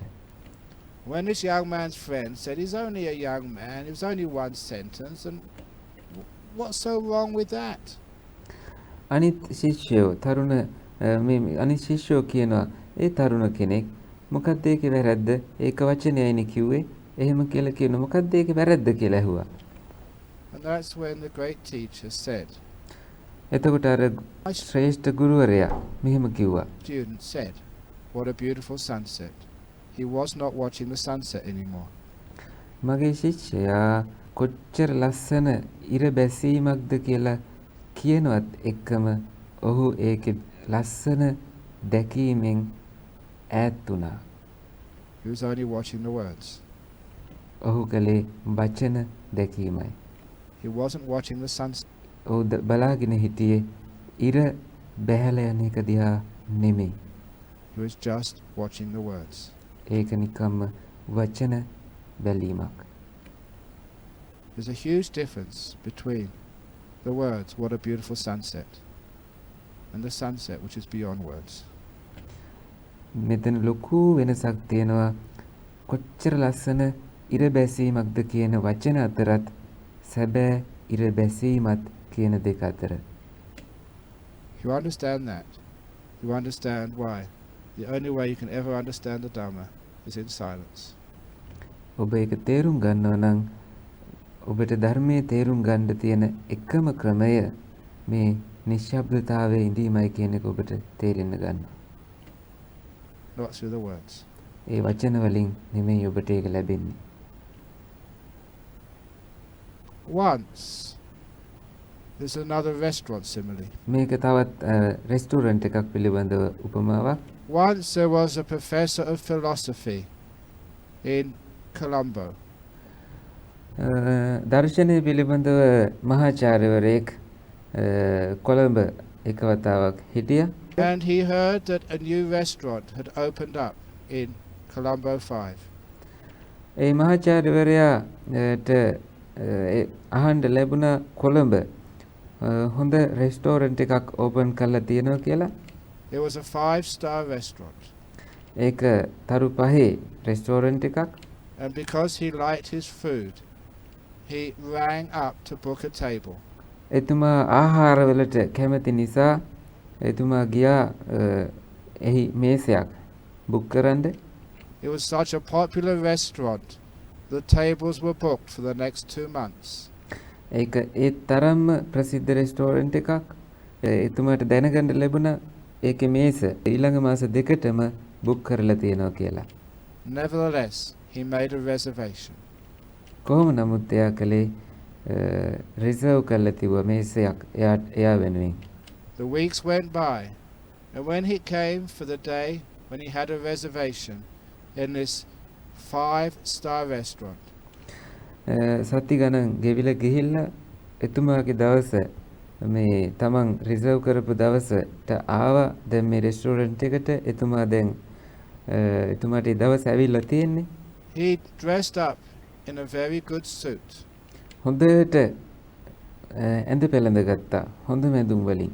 He turned up at the restaurant and they had to ask for his ID. When they checked his name and found he had a reservation, the maitre d' took him to the table. ඒගොල්ලෝ අඳුනගත්තේ නෑ. ඊට පස්සේ නමින් දැනගත්ත මේ මෙතුමා තමයි මේ බුක් කරලා තියෙන්නේ කියලා. ඊට පස්සේ සේවකයා අර එක්කගෙන ගියා එතුමාගේ මේසේ ළඟට. In this beautiful restaurant. ඒක එතරම්ම ලස්සන රෙස්ටුරන්ට් එකක්.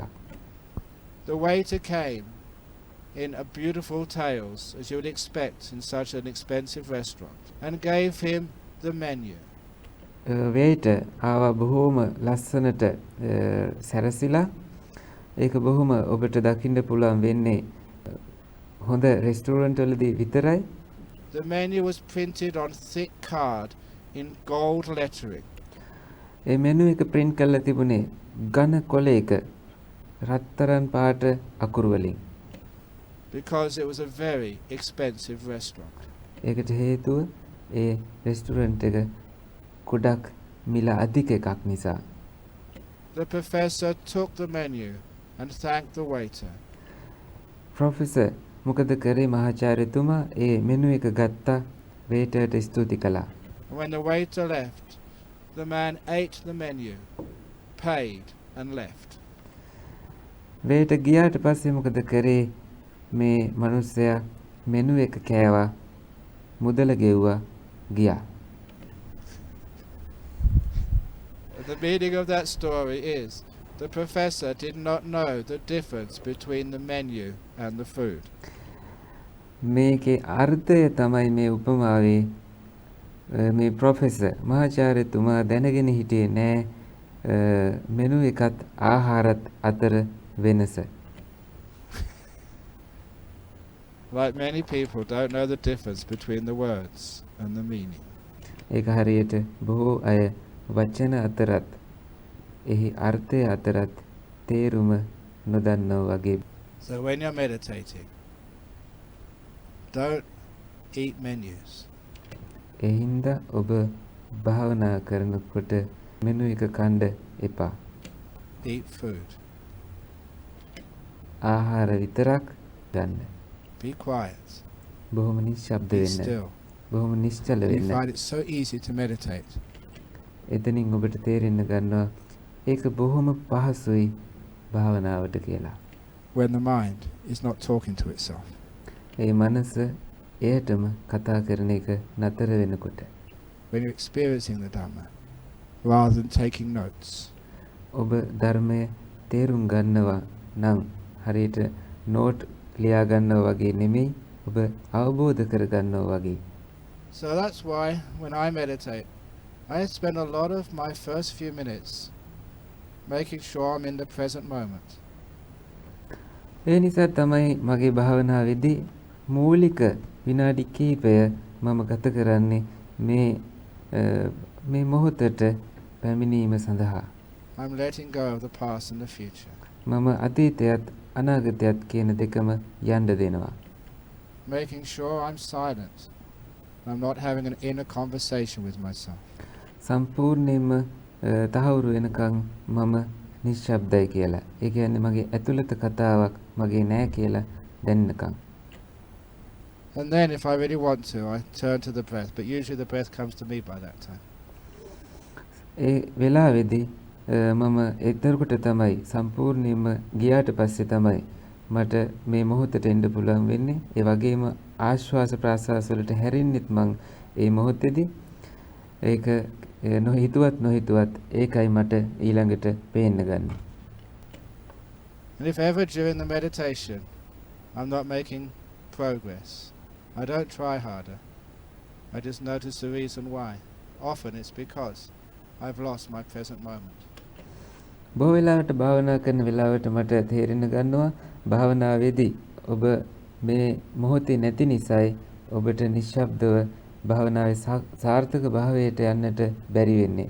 ඒකට එකම හේතුව ඔබ මේ මොහොතේ නැතිකම. I'm expecting something to happen. මම බලාපොරොත්තු වෙමින් ඉන්නවා කිසියම් දෙයක් සිද්ධ වෙනකම්. Which is future awareness. ඒක ඇත්තටම යම් කිසි දෙයක් පිළිබඳව බලාපොරොත්තුවෙන් සිටීමට අපි කියන්නේ අනාගතය පිළිබඳ අවබෝධය. Or I'm upset it hasn't worked so far, which is past awareness. අපි යම් කිසි දෙයක් පිළිබඳව කනගාටුවෙන් ඉන්නවා නම් ඒකෙන් අදහස් වෙන්නේ අතීතය පිළිබඳව අපි දැනීමෙන් සිටිනවා කියන එකයි. Instead, I let those two go and go totally in the present moment. ඒ දෙකම යන්න ගියාට පස්සේ ඒ කියන්නේ අතීතයත් අනාගතයත් කියන දෙකම යන්න ගියාම ඔබ සම්පූර්ණයෙන්ම මේ මොහොතට එනවා. And then things become very still.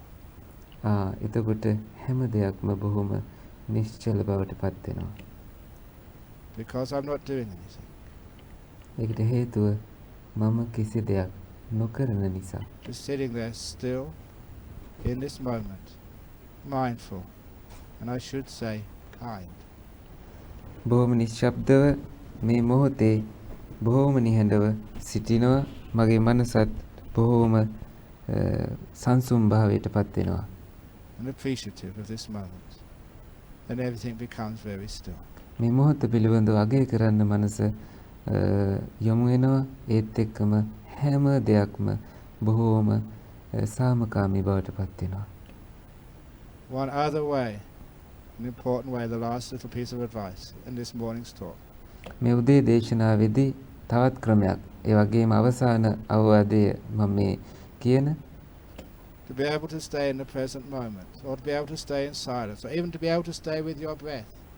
මේ මොහොතේ සිටින්නටත් නිශ්ශබ්දව සිටින්නටත් ඒ වගේම ආශ්වාස ප්‍රාශ්වාස පිළිබඳව අවධානයෙන් සිටීමටත් මේ හැම දෙයක්ම පුළුවන් වෙන්නට. Why is it that sometimes you're watching the breath and you can't stay very long? ඇයි ඔබ සාමාන්‍යයෙන් ආශ්වාස ප්‍රාශ්වාස දිහා බලාගෙන ඉන්නවා නමුත් ඔබට නිශ්චලතාවයට එන්න බැරියයි? A lot of times it's because you're not kind. බොහෝ වෙලාවට ඒකට හේතුව ඔබ කාරුණික නොවීම. To your breathing. ඔබේ ආශ්වාස ප්‍රාශ්වාස Your වලට. breath is not your slave. ඔබේ ආශ්වාස ප්‍රාශ්වාස කියලා කියන්නේ ඔබගේ සේවකයෙක් නෙමෙයි. Don't look upon it as something you can control and order around. ඒ දිහා බලන්න එපා. ඔබට අවධානයක් ඕඩර් එකක් දෙන්න බෑ. නියෝගයක් දෙන්න බෑ. ඔබට කිසි දෙයක් ඒ පිළිබඳව කරන්න හැකියාවක් නැහැ. Look upon your breath like a friend. ඔබේ ආශ්වාස දිහා බලන්න යාළුවෙක් වගේ. Now, I'm not sure if this simile would work with many of the monks here, but it certainly will work with the white monks here. මට විශ්වාසයක් නැහැ මේ කියන ඊළඟට කියන උපමාව මෙතන ඉන්න සියලුම හාමුදුරුවන්ට හරියයි කියලා. නමුත් මට විශ්වාසයි මේ සුදු ජාතික හාමුදුරුවන්ට නම් මේක ගැලපෙයි කියලා. When you had a friend before you became a monk, ඔබ පැවිදි වෙන්න ඉස්සෙල්ලා ඔබට යහළුවෙක් හිටිය කාලේ and you rang up your friend and said, "Are you free this afternoon?" ඔබ යහළුවට කෝල් එකක් දීලා අහනවා ඔබ මේ හවස නිදහසේද ඉන්නේ? Would you like to come out for a cup of coffee? ඔබ කැමතිද කෝපි බොන්න එළියට යන්න? They said yes. And ඒගොල්ලෝ you කියනවා said, ඔව් කියලා. "Good. We'll go to Starbucks. We won't go to Dome. We won't go to Gloria Jeans. We'll go to Starbucks. And we'll sit එතකොට ඔබ කියනවා අපි ස්ටාර් පාක් එකට යන් අපි මෙතෙන්ටම යන් කියලා අපි කියනවා. at the table in the corner, not your favorite table, my ඔබ කියනවා යාළුවට ඔබේ කැමති තැන නෙමෙයි මම කැමති තැනම ඔබ ඉන්න ඕන කියලා. favorite table. And we'll have a latte. You will not have cappuccino or flat white. What I like, latte. And you won't have a biscuit, you will have a muffin. ඔබ ඒ වෙලාවට ආහාරයට ගන්න දේවල්ද තේ බොන දේවල්ද කෝපි එක ගන්න දේවල්ද ඔබ කොහොම යාළුවට ෆෝන් එකෙන් කියනවා. And we'll sit and talk about Buddhism. We won't talk about what you want to talk about.